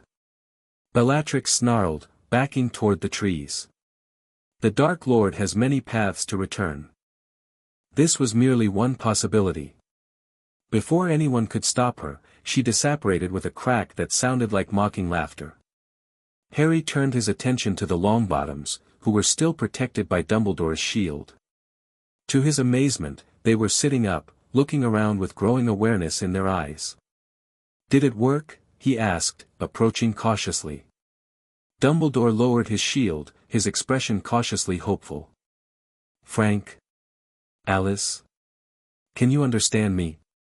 Frank Longbottom blinked several times, then focused on Dumbledore. "Albus?" His voice was hoarse from disuse but clear. "What, where are we?" Alice clutched her husband's hand, tears streaming down her face. "The boy," she whispered, looking at Harry. "Fire Boy helped us." Harry felt a surge of emotion, it had worked. The Phoenix rebirth energy had somehow healed their damaged minds, or at least begun the process. They weren't fully recovered, but the spark of true awareness had returned to their eyes. "We need to get them to St. Mungo's immediately," Dumbledore said, though his gaze remained fixed on Harry with obvious concern. "And you, Harry, a forced burning day is extremely taxing. How do you feel?" "Different," Harry answered honestly. Stronger in some ways, but changed. I can see things I couldn't before. He gestured toward the Longbottoms. I can see their minds healing, the patterns reforming. Dumbledore's eyebrows rose. Mental perception, a rare ability even among fully matured phoenixes. Your trials are indeed transforming you, Harry. Moody approached, his magical eye swiveling between Harry and the captured Death Eaters being bound by other Order members. 3 caught, 2 escaped, Malfoy and Lestrange. Not bad for an evening's work. He looked Harry up and down with his normal eye. Impressive display, lad. Never seen anything like it. What happens now? Harry asked, suddenly feeling the exhaustion catching up with him. Now you rest and recover, Dumbledore said firmly. Burning days take a toll, especially unexpected ones. The Longbottoms will receive the care they need at St. Mungo's. As for Bellatrix's escape and the disturbing news about the Dementors, the Order will investigate immediately. Harry nodded, too tired to argue. Fawkes landed on his shoulder, trilling comfortingly. The familiar presence was reassuring after the intensity of what he'd just experienced. As Aurors arrived to take custody of the captured Death Eaters and Metawizards attended to the Longbottoms, Harry reflected on what had just occurred. His second trial of fire had indeed presented the choice Arianrod predicted, the easy path of self-preservation versus the difficult path of sacrifice for the greater balance. By choosing to apparently sacrifice himself while actually transforming the ritual, he had passed the test. But at what cost? His body had been forced into premature rebirth, his powers had evolved in unexpected ways, and Voldemort's followers now knew exactly what they were dealing with. Most concerningly, Bellatrix remained free, along with Malfoy, and they would undoubtedly report everything to whatever remained of their master. The failed ritual wouldn't stop them from trying again with a different approach. You're troubled, Dumbledore observed quietly as they watched the Longbottoms being carefully transported via magical stretcher. I should feel triumphant, Harry admitted. We disrupted their plan, captured some Death Eaters, and even helped the Longbottoms. But it feels like the beginning of something bigger, not the end of a threat. Perceptive as always, Dumbledore sighed. Yes, I fear this was merely the opening move in a longer game. Voldemort has revealed both his continued existence and his interest in your Phoenix powers. He won't abandon either easily. Fawkes trilled softly, and Harry nodded in agreement. Fawkes says we should return to Hogwarts for now. I need rest, and you need to organize the Order's response. Indeed. Dumbledore placed a gentle hand on Harry's shoulder. When you're recovered, we should discuss these new abilities of yours. Mental perception is a powerful tool, one that will require careful training to master. Harry nodded tiredly. Tomorrow. For now, I just want to sleep for about a week. Fawkes took that as his cue, and with a flash of Phoenix fire, transported Harry directly back to his special chamber in Hogwarts' East Tower. The familiar surroundings were comforting after the intensity of the clearing. As he collapsed onto the bed, exhaustion overwhelming him, Harry's last thought was of the Phoenix prophecy. 2 trials down, 5 to go. And somehow, he suspected they would only get more challenging from here. The news of the Longbottoms' miraculous partial recovery spread quickly through Wizarding Britain. The Daily Prophet ran the headline "Miracle at St. Mungo's, Longbottoms speak after 6 years," though thankfully the article contained no mention of Harry's involvement. Dumbledore had ensured that detail remained confidential, attributing their improvement to experimental healing techniques developed by unspeakables. For Harry, the weeks following his second trial brought significant changes. The forced burning day had accelerated his development as Phoenix Lord in unexpected ways. His mental perception abilities, being able to sense the thought patterns of others, stabilized and became more controlled with Dumbledore's guidance. It's not true legilimency, the headmaster explained during one of their training sessions. You're not reading specific thoughts or memories. Rather, you're perceiving the emotional and mental state, the patterns of consciousness. It feels invasive, Harry admitted, practicing the shielding techniques Dumbledore had taught him to block out the constant awareness of others' mental states. Hence the importance of control and ethical boundaries, Dumbledore agreed. This gift could be tremendously helpful for healing, as you've already demonstrated with the Longbottoms, but it requires respect for others' mental privacy. By the time Harry turned 8, 3 months after the confrontation with Bellatrix, he had largely mastered this new ability. He could activate and deactivate it at will, focus it on specific individuals when needed, and maintain shields that prevented constant perception of others' minds. More importantly, he had recovered from the magical exhaustion of the forced burning day and was ready to continue his global training with other phoenixes. Dumbledore, while concerned about Voldemort's renewed activity, agreed that Harry's development as Phoenix Lord remained the priority.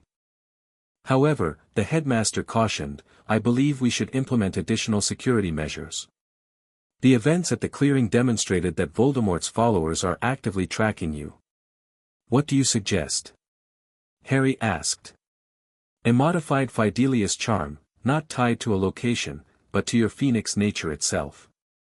It wouldn't prevent people from seeing you, but would make your Phoenix abilities unnoticed except by those already aware of them." Harry considered this. "So someone could meet me and remember me as Harry Potter, but not as the Phoenix Lord unless they already knew?" "Precisely," Dumbledore confirmed. "It would allow you to move more freely without constantly attracting attention from those seeking Phoenix power." "Who would be secret keeper?" "I suggest Fawkes himself," Dumbledore said, surprising Harry. "Phoenixes cannot be coerced or confused as humans can, making them ideal secret keepers. Additionally, as your primary companion and mentor, Fawkes could selectively reveal the secret when appropriate for your training." Harry looked to Fawkes, who trilled agreement from his perch. "All right," he nodded. "When can we do this?"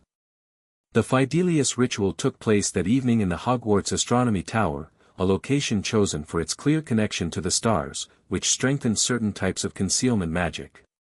Professor Flitwick assisted, his expertise in charms proving invaluable for the complex casting. "Remember," the tiny professor squeaked as they completed preparations, "this won't hide your location or identity, only the specific knowledge of your Phoenix nature from those who don't already know. You'll still need traditional caution when traveling." Harry stood in the center of a chalk circle inscribed with astronomical symbols while Fawkes perched on a special silver stand beside him. Dumbledore and Flitwick took positions at north and south points of the circle, their wands raised. The casting itself was beautiful, streams of silvery light winding around Harry and Fawkes, connecting them briefly before sinking into both their forms. As the magic settled, Harry felt a subtle shift, as if a layer of gentle obscurity had wrapped around his Phoenix essence. "How do you feel?" Dumbledore asked when they finished. "Lighter somehow," Harry replied, testing his Phoenix abilities by summoning a small flame to his palm. "Like part of me is muffled." "That's the Fidelius taking effect," Flitwick explained. "To those unaware of your nature, that flame would appear as ordinary wizard fire, not Phoenix fire." The new protection in place, Harry prepared for the next phase of his journey. Etheria had contacted him through Phoenix Vision Sending, suggesting he travel to Egypt to study with Infiltration, an ancient phoenix who specialized in soul magic, knowledge that might prove crucial in understanding and eventually defeating Voldemort. "The Horcruxes," Harry said to Dumbledore as they discussed the plan. "That's why soul magic is important, isn't it?" "Indeed," Dumbledore confirmed gravely. "Voldemort's Horcruxes represent the darkest manipulation of soul magic. Understanding the light counterpart, Phoenix soul magic, may provide insights into how they can be destroyed. Like how the Phoenix fire in the ritual destroyed the homunculus soul fragment." "Precisely. That was instinctual on your part. Imagine what might be possible with formal training in Phoenix soul magic."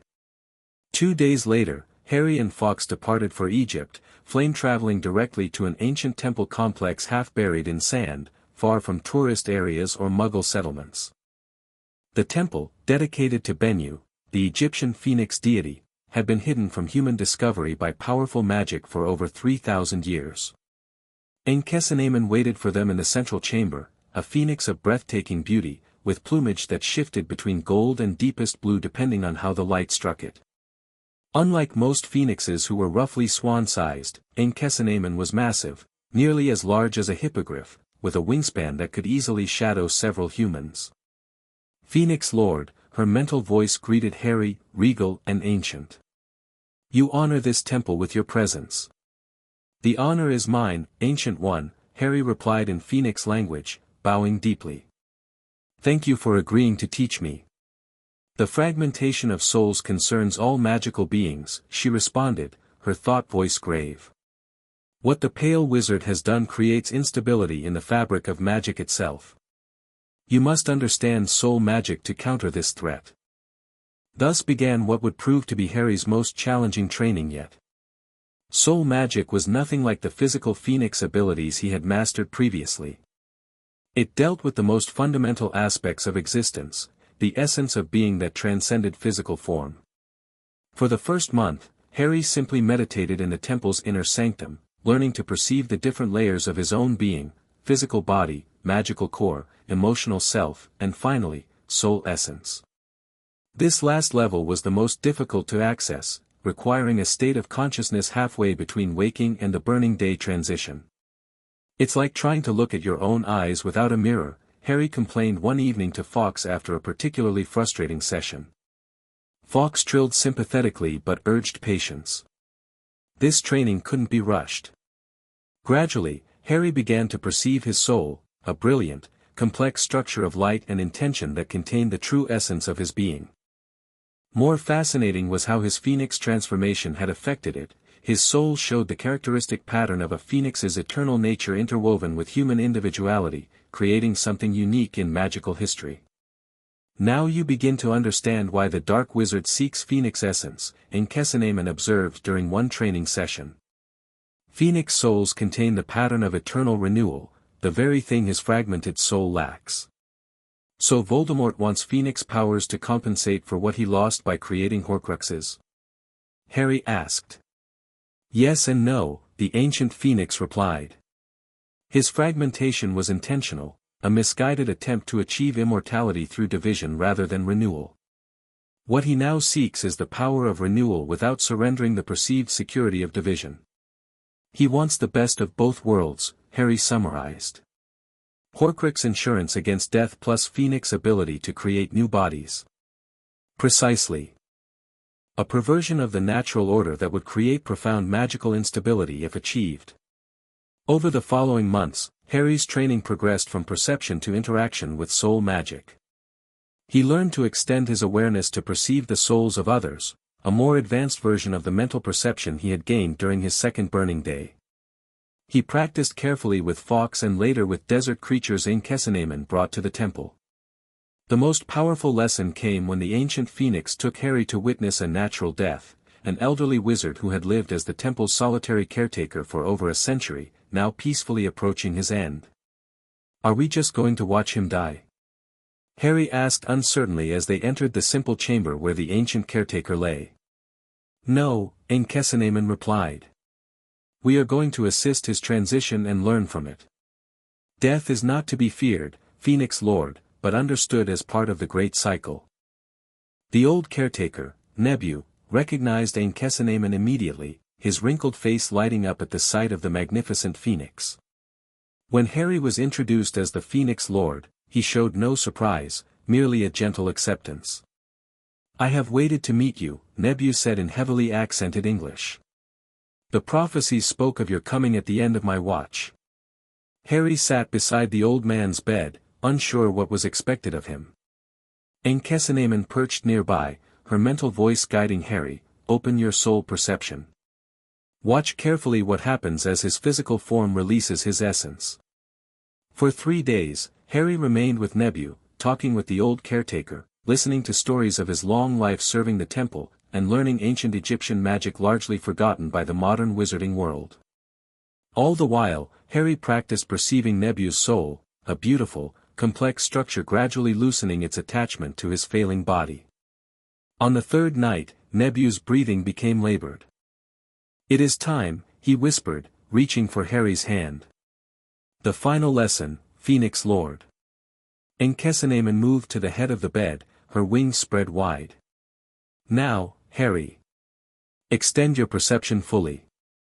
Do not interfere, simply witness the transition. Harry opened his soul perception completely, focusing on Nebu. What he witnessed next would change his understanding of life and death forever. As the old caretaker took his final breath, his soul didn't simply depart, it transformed. The binding patterns that had connected it to physical existence unraveled in a beautiful, intricate sequence. The essence remained intact but changed state, shifting from matter-bound to something transcendent. Most remarkably, Harry perceived that Nebu's consciousness remained continuous throughout. There was no moment of death, as Harry had understood it, but rather a transition from one state of being to another. The old caretaker's expression reflected this, peaceful, then briefly surprised, then filled with understanding and joy. Do you see? Enkesenamen's mental voice was gentle. What humans fear as an ending is merely a transformation, not unlike your burning day, though without physical return. Where does he go? Harry asked, still holding the now lifeless hand. Beyond the veil that separates dimensional realities. Phoenix consciousness can perceive that transition but cannot follow unless choosing to permanently leave this realm. This is why phoenixes understand death differently. We exist at the boundary between realms. As the days passed, Harry reflected deeply on what he had witnessed. The experience had profound implications for Voldemort's Horcruxes. By fragmenting his soul, the Dark Wizard had damaged his ability to transition naturally. He had not cheated death, he had trapped himself in a broken state of existence. This changes how I think about defeating him, Harry told Fawkes one evening. It's not about killing Voldemort, it's about helping his soul heal enough to transition properly. Fawkes trilled thoughtfully, suggesting that might be more mercy than Voldemort deserved or would accept. Maybe, Harry acknowledged. But understanding the true nature of the problem gives us more options than just destruction. Harry's time with Enkesenamen continued for 6 months, during which he developed remarkable skill in soul magic. He learned to perceive soul damage and perform basic healing on animals with spiritual injuries. He practiced defensive techniques that would shield his soul from external manipulation, crucial protection against Voldemort's potential attacks. Most significantly, he began to understand how his phoenix tears might be used not just for physical healing but for soul restoration, a potential tool for addressing the fragment nature of Horcruxes. By his 9th birthday, Harry had become proficient enough that Enkesenamen declared his basic training complete.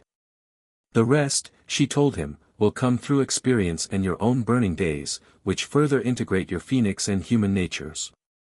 His next destination was predetermined. Dumbledore had arranged for Harry to spend time in Romania's dragon sanctuaries, learning from Draconifers, a rare phoenix who had specialized in relationships between magical fire creatures. This training would help Harry understand the broader ecosystem of fire magic and its applications. Before departing Egypt, Harry spent one final day at the Temple of Bennu, meditating in the inner sanctum where the magical energies were strongest. As the sun set, casting golden light through strategically placed crystals onto the ancient hieroglyphs depicting Phoenix rebirth, Harry felt a sudden shift in the temple's energy. Opening his eyes, he found himself facing not Enkesenamen but Arianrhod, the oracle phoenix whose spectral form shimmered with silvery light. The third trial approaches, Harry guessed, not entirely surprised by the apparition. Yes, Phoenix Lord. You have passed through fire twice, first against the hunter who sought to consume, then against those who sought to corrupt your essence. The third trial will test not your power but your wisdom. When? Harry asked simply. At the turning of seasons, when summer yields to autumn. You will face a choice between vengeance and mercy, between justice and forgiveness. Choose carefully, for this trial will determine whether your fire heals or merely destroys. With that cryptic warning, Arianrhod faded from view, leaving Harry alone in the darkening temple chamber. The following morning, Harry and Fawkes flame-traveled to Romania, arriving at the dragon sanctuary hidden within the Carpathian Mountains. The contrast with Egypt's desert heat was stark. Here, mist clung to rugged peaks, and the air smelled of pine and smoke. Charlie Weasley, who had been informed of their arrival by Dumbledore, met them at the sanctuary entrance. The young dragon keeper showed no sign of recognizing Harry as anything other than a young wizard apprentice, evidence that the Fidelius on his phoenix nature was working perfectly. "Welcome to Romania." Charlie greeted them enthusiastically.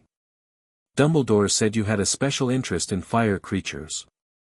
You're in for a treat. We've got 5 different dragon species currently in residence."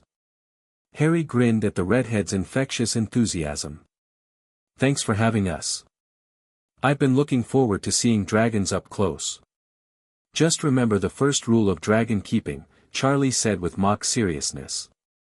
"If you can see the dragon's teeth clearly, you're already too close." Fawkes trilled what Harry recognized as phoenix laughter, apparently appreciating the humor. Their accommodations were rustic but comfortable, a small cabin near the sanctuary headquarters, with reinforced fireproof walls that Harry suspected were usually reserved for keepers working with particularly temperamental dragons.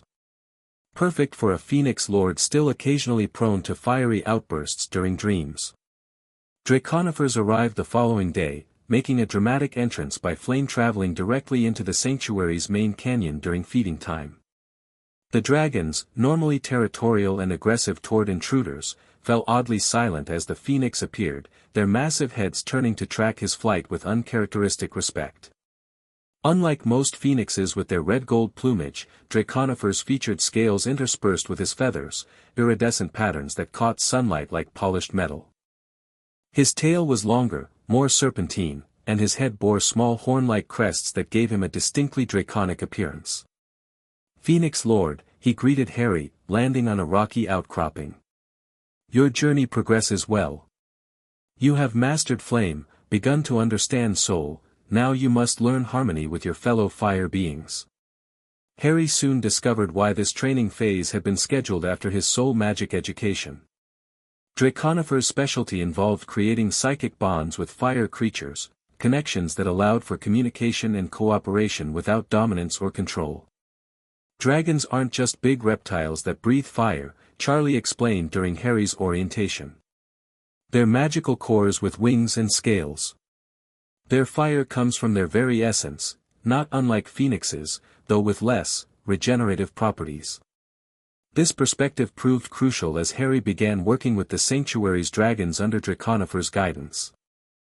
Starting with a young Welsh Green, the most temperamentally stable species, Harry practiced extending his consciousness toward the dragon's mind, not to control but to connect. The first attempts were disasters.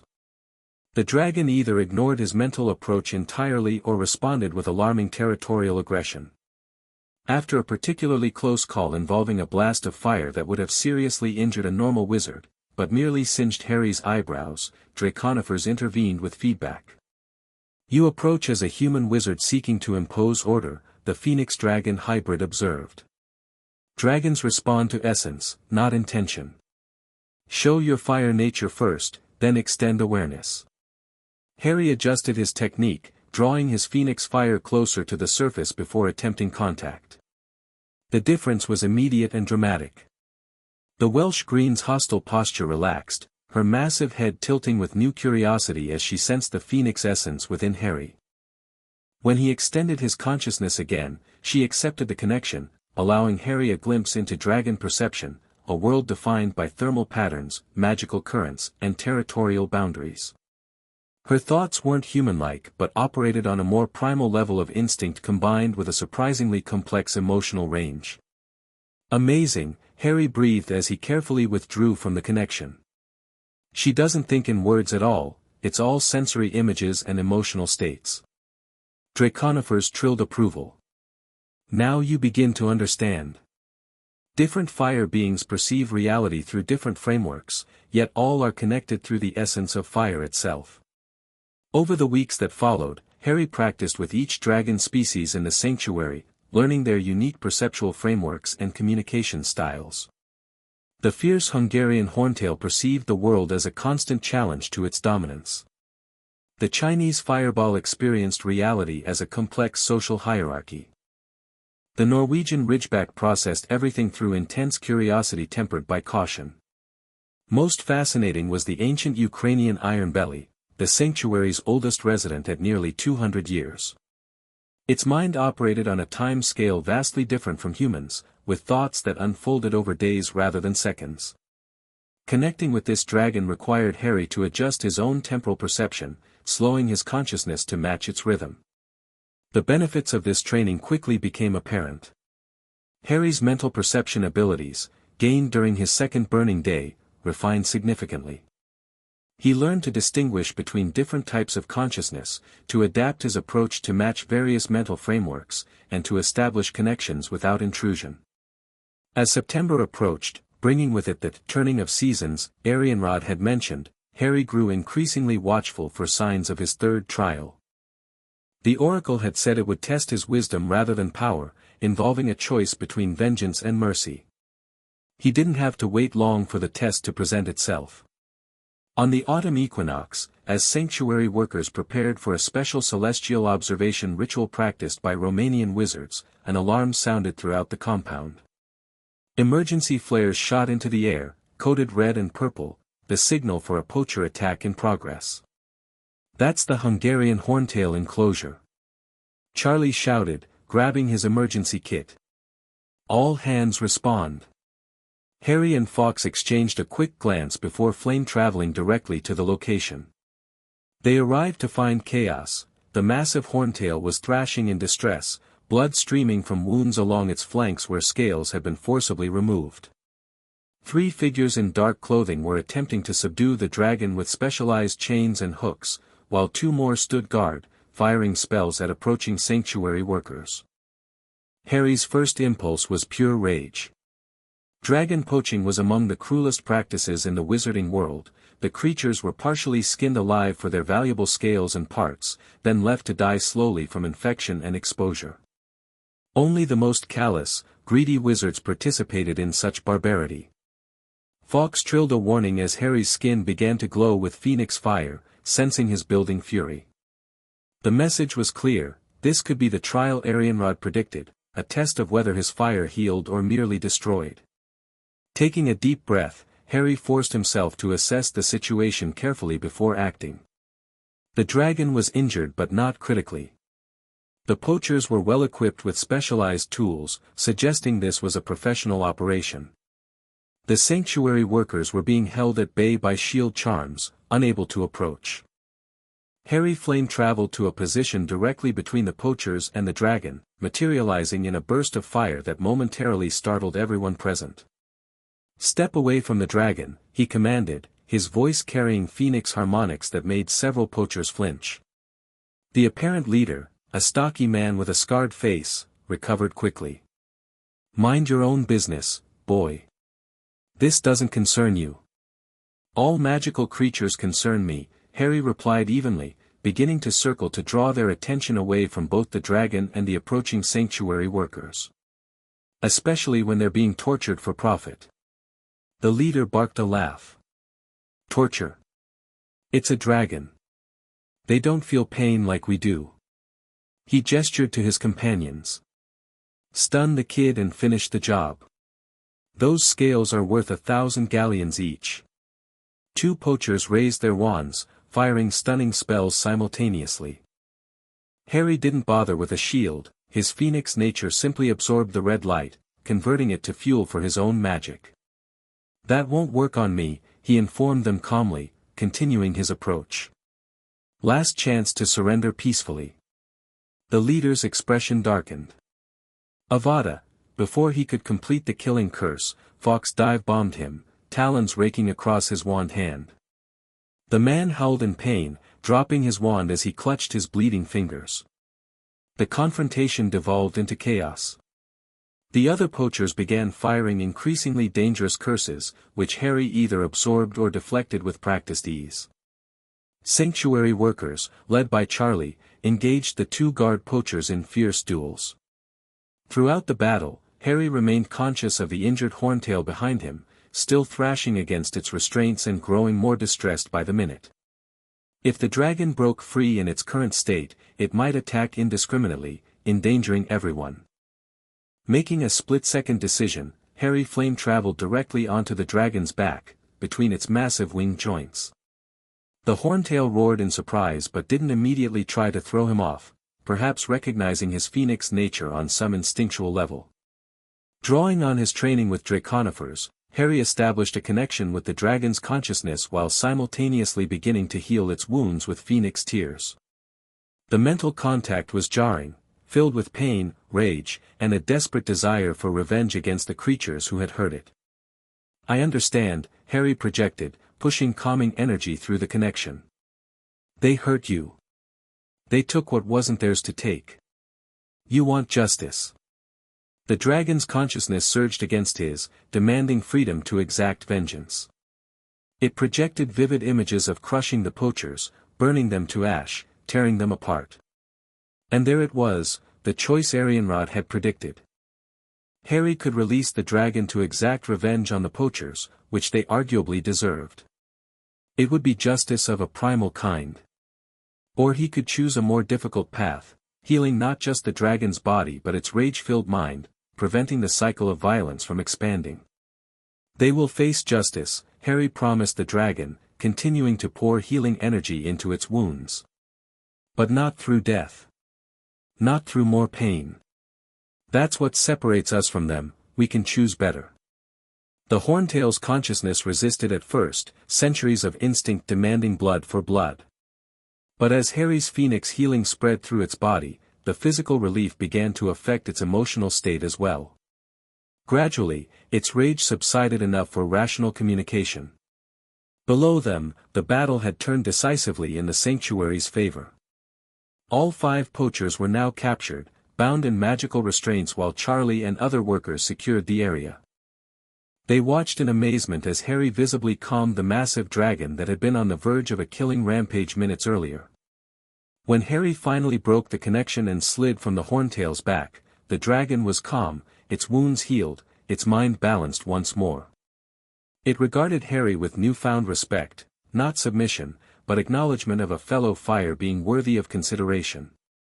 Charlie approached cautiously, his expression a mixture of awe and professional concern.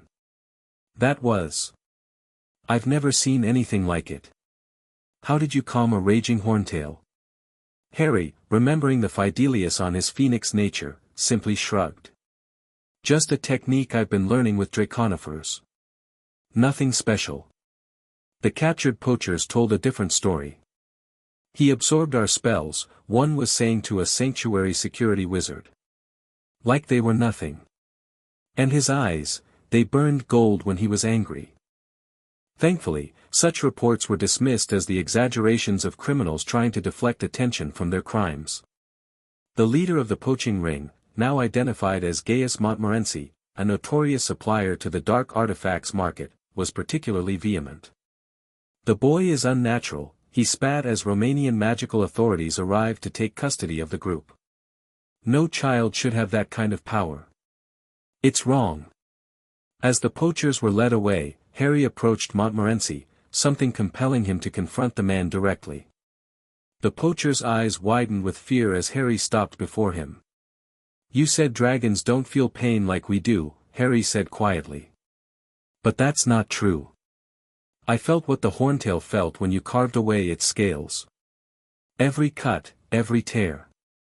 Montmorency sneered despite his fear. "So what? You going to curse me, boy?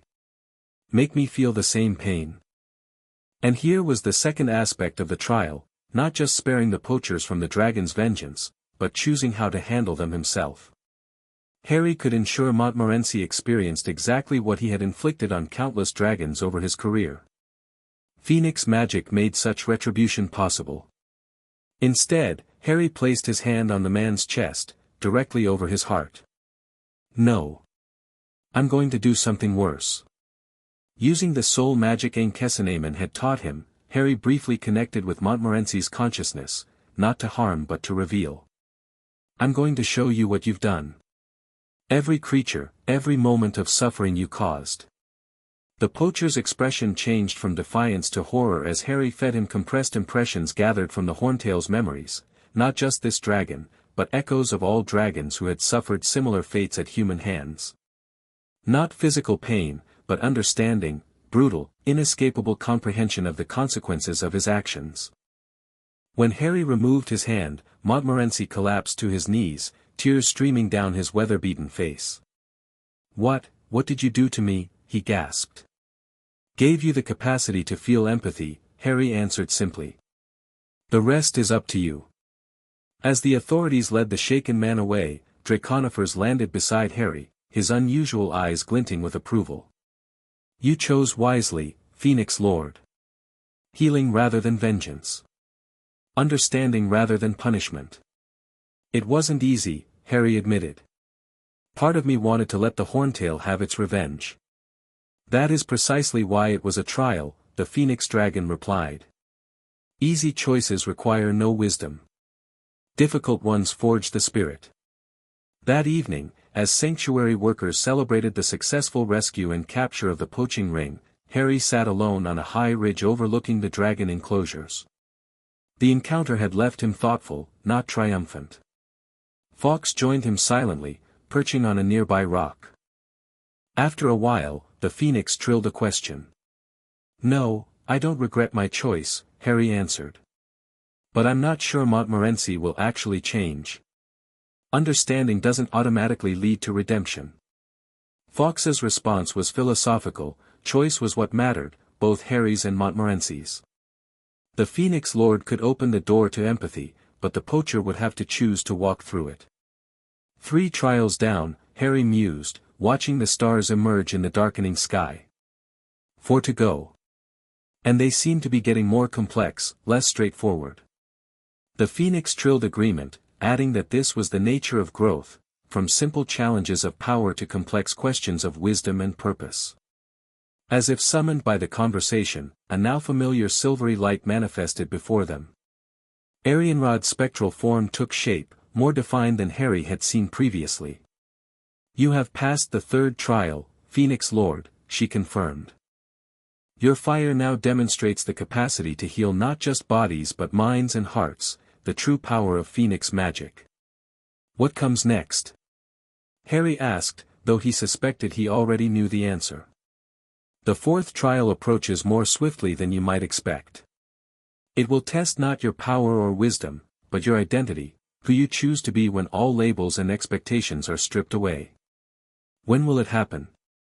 "When you return to where your journey began, the place of ordinary magic where your extraordinary nature must find its balance." Harry nodded slowly, understanding. "Hogwarts. When I return as a student." "Yes. There you will face perhaps the most difficult trial yet, existing between worlds, belonging fully to neither. The Phoenix Lord among wizards, the child among immortals." With that cryptic warning, Arianrod faded once more, leaving Harry and Fawkes alone under the star-filled Carpathian sky. 3 months later, as Harry's 9th birthday approached, he received an unexpected letter delivered by a magnificent snowy owl. The handwriting on the parchment was unfamiliar, elegant but somewhat hesitant, as if the writer was unused to correspondence. "Dear Harry, you don't know me, but I owe you a debt I can never fully repay. My name is Augusta Longbottom, and I am Neville's grandmother. Albus Dumbledore recently confided in me the truth about what happened to my son and daughter-in-law last year, how your extraordinary abilities began the healing process that has transformed their lives and ours. Frank and Alice are not fully recovered, but they improve daily. Frank has resumed limited speech and can now hold conversations, though he tires easily. Alice recognizes Neville consistently and has begun relearning magic. The healers call it miraculous, but Dumbledore told me the truth, it was you. I understand the need for discretion regarding your unique nature, so I have told no one, not even Neville, the full story. But I wanted you to know the profound difference you've made to our family. When you begin at Hogwarts, Neville will be in your year. He knows nothing of your involvement in his parents' recovery, but I hope you might look kindly upon him. He is a gentle boy who has endured much. With deepest gratitude, Augusta Longbottom P.S. The owl's name is Hedwig. She is a gift from our family to you, a small token of appreciation for a debt that can never truly be repaid." Harry read the letter twice, then looked up at the beautiful snowy owl who had settled on the back of a chair in his temporary quarters at the dragon sanctuary. She regarded him with intelligent amber eyes, hooting softly as if to introduce herself properly. "Hello, Hedwig," Harry said, reaching out slowly to stroke her feathers. "You're beautiful." The owl preened at the compliment, then nipped his finger affectionately before extending her leg, clearly indicating he should attach a response. Harry found parchment and quill, considering carefully what to write. "Dear Madam Longbottom, thank you for your kind letter and especially for Hedwig, who is magnificent. This is my first owl, and I'm honored to become her companion. I'm delighted to hear about Frank and Alice's progress. What happened that night was not solely my doing, many brave people risked themselves to thwart the Death Eater's plans. I was simply in a unique position to help afterward. I look forward to meeting Neville at Hogwarts and would be honored to call him a friend. No thanks are necessary between those who stand against darkness together. Please give my best wishes to your family. Sincerely, Harry Potter." He sealed the letter and attached it to Hedwig's leg. The owl hooted confidently, clearly pleased with her first official task, and took off through the open window into the crisp Romanian morning. As Harry watched her white form disappear into the distance, he reflected on Arianrod's words about his fourth trial. Returning to ordinary magic at Hogwarts would mean navigating complex social relationships with children his own age, something he had little experience with after years of training primarily with phoenixes and adult mentors. How would he balance being both the boy who lived and the Phoenix Lord? How would he form genuine friendships when so much of his life remained secret?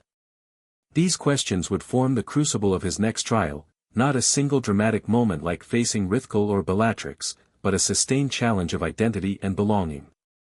For now, though, he had more immediate concerns. His training with Draconifers would conclude in 2 weeks, after which he was scheduled to visit Japan to study with Kazumi, a phoenix who specialized in elemental harmony, balancing phoenix fire with other magical elements.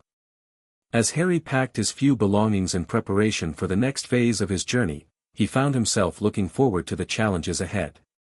The first 9 years of his life had been extraordinary by any measure, from neglected orphan to Phoenix Lord, from unwitting Horcrux to soul healer. The path ahead would only get more complex, but Harry felt ready. 3 trials of fire had forged him already, burning away weaknesses and revealing strengths he hadn't known he possessed. Whatever came next, whether at Hogwarts or beyond, he would face it with the dual wisdom of Phoenix and human perspectives. And he wouldn't face it alone. Fawkes, his faithful mentor. Dumbledore, his wise guide. And now Hedwig, his first animal companion. Plus the scattered network of phoenixes around the world who had contributed to his training and transformation. As the sun rose higher over the Carpathian Mountains, Harry stepped outside to practice his flying one last time in the sanctuary's protected airspace. His fiery wings materialized effortlessly now, an extension of his being rather than a separate transformation.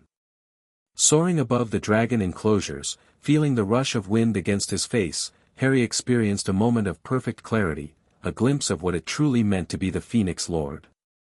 Not just power or responsibility, but perspective, the ability to see both the intricate details of individual lives and the grand patterns of magic that connected all beings. This perspective would be his strength in the trials to come. This balance between human and phoenix, between individual and universal, between power and wisdom. Whatever challenges awaited at Hogwarts and beyond, Harry Potter, the boy who lived and burned and was reborn, would meet them with fire and compassion in equal measure.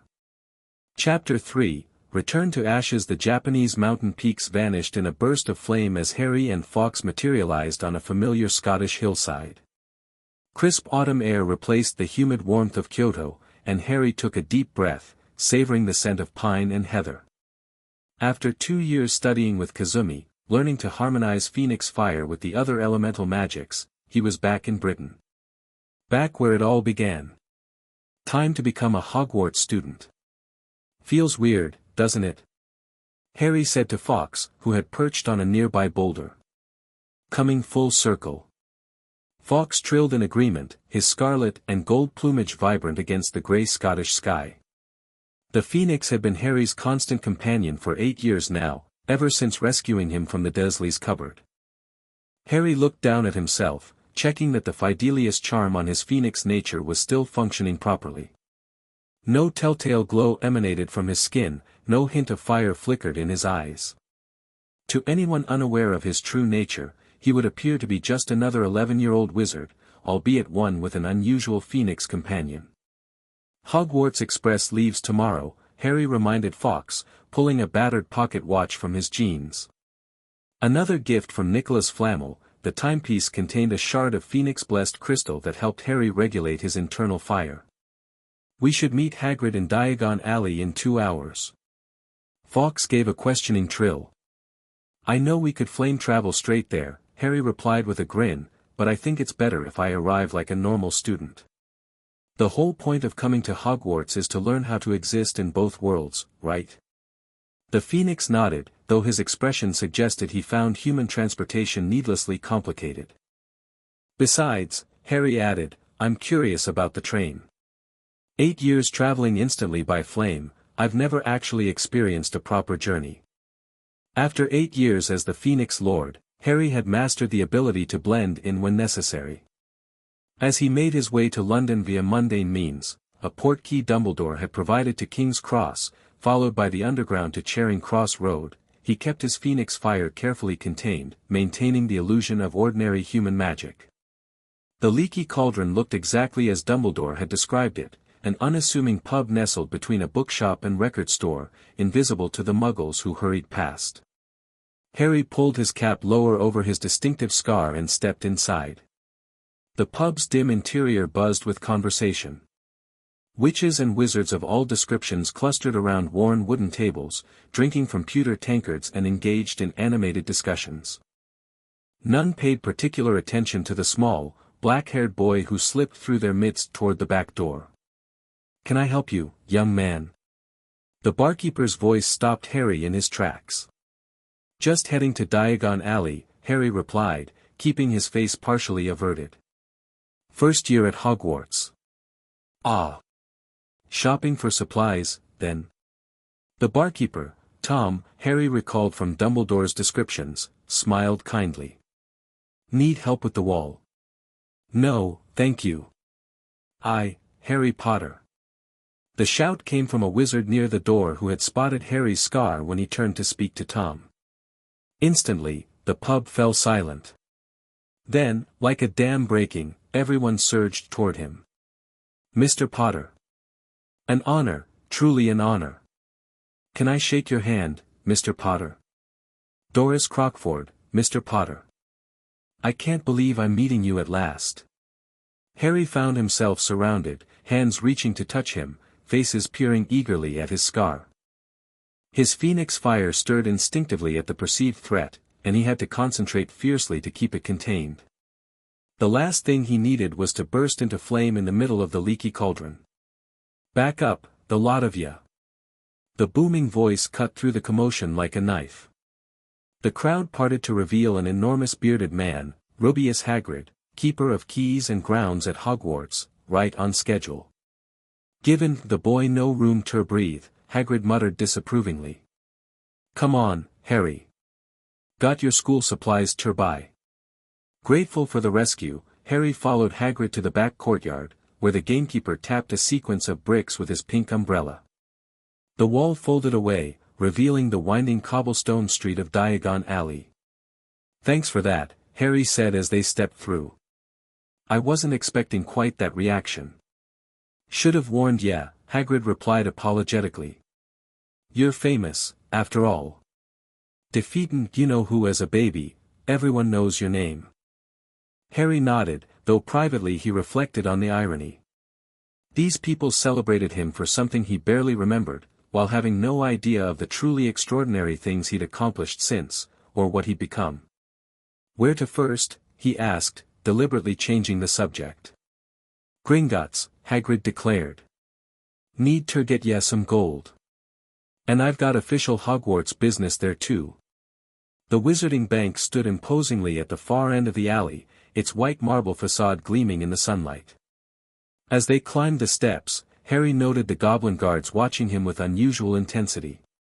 Magical creatures often sensed something different about him, a side effect of his phoenix nature that the Fidelius charm couldn't completely mask. Inside, Hagrid presented a small golden key to a goblin teller.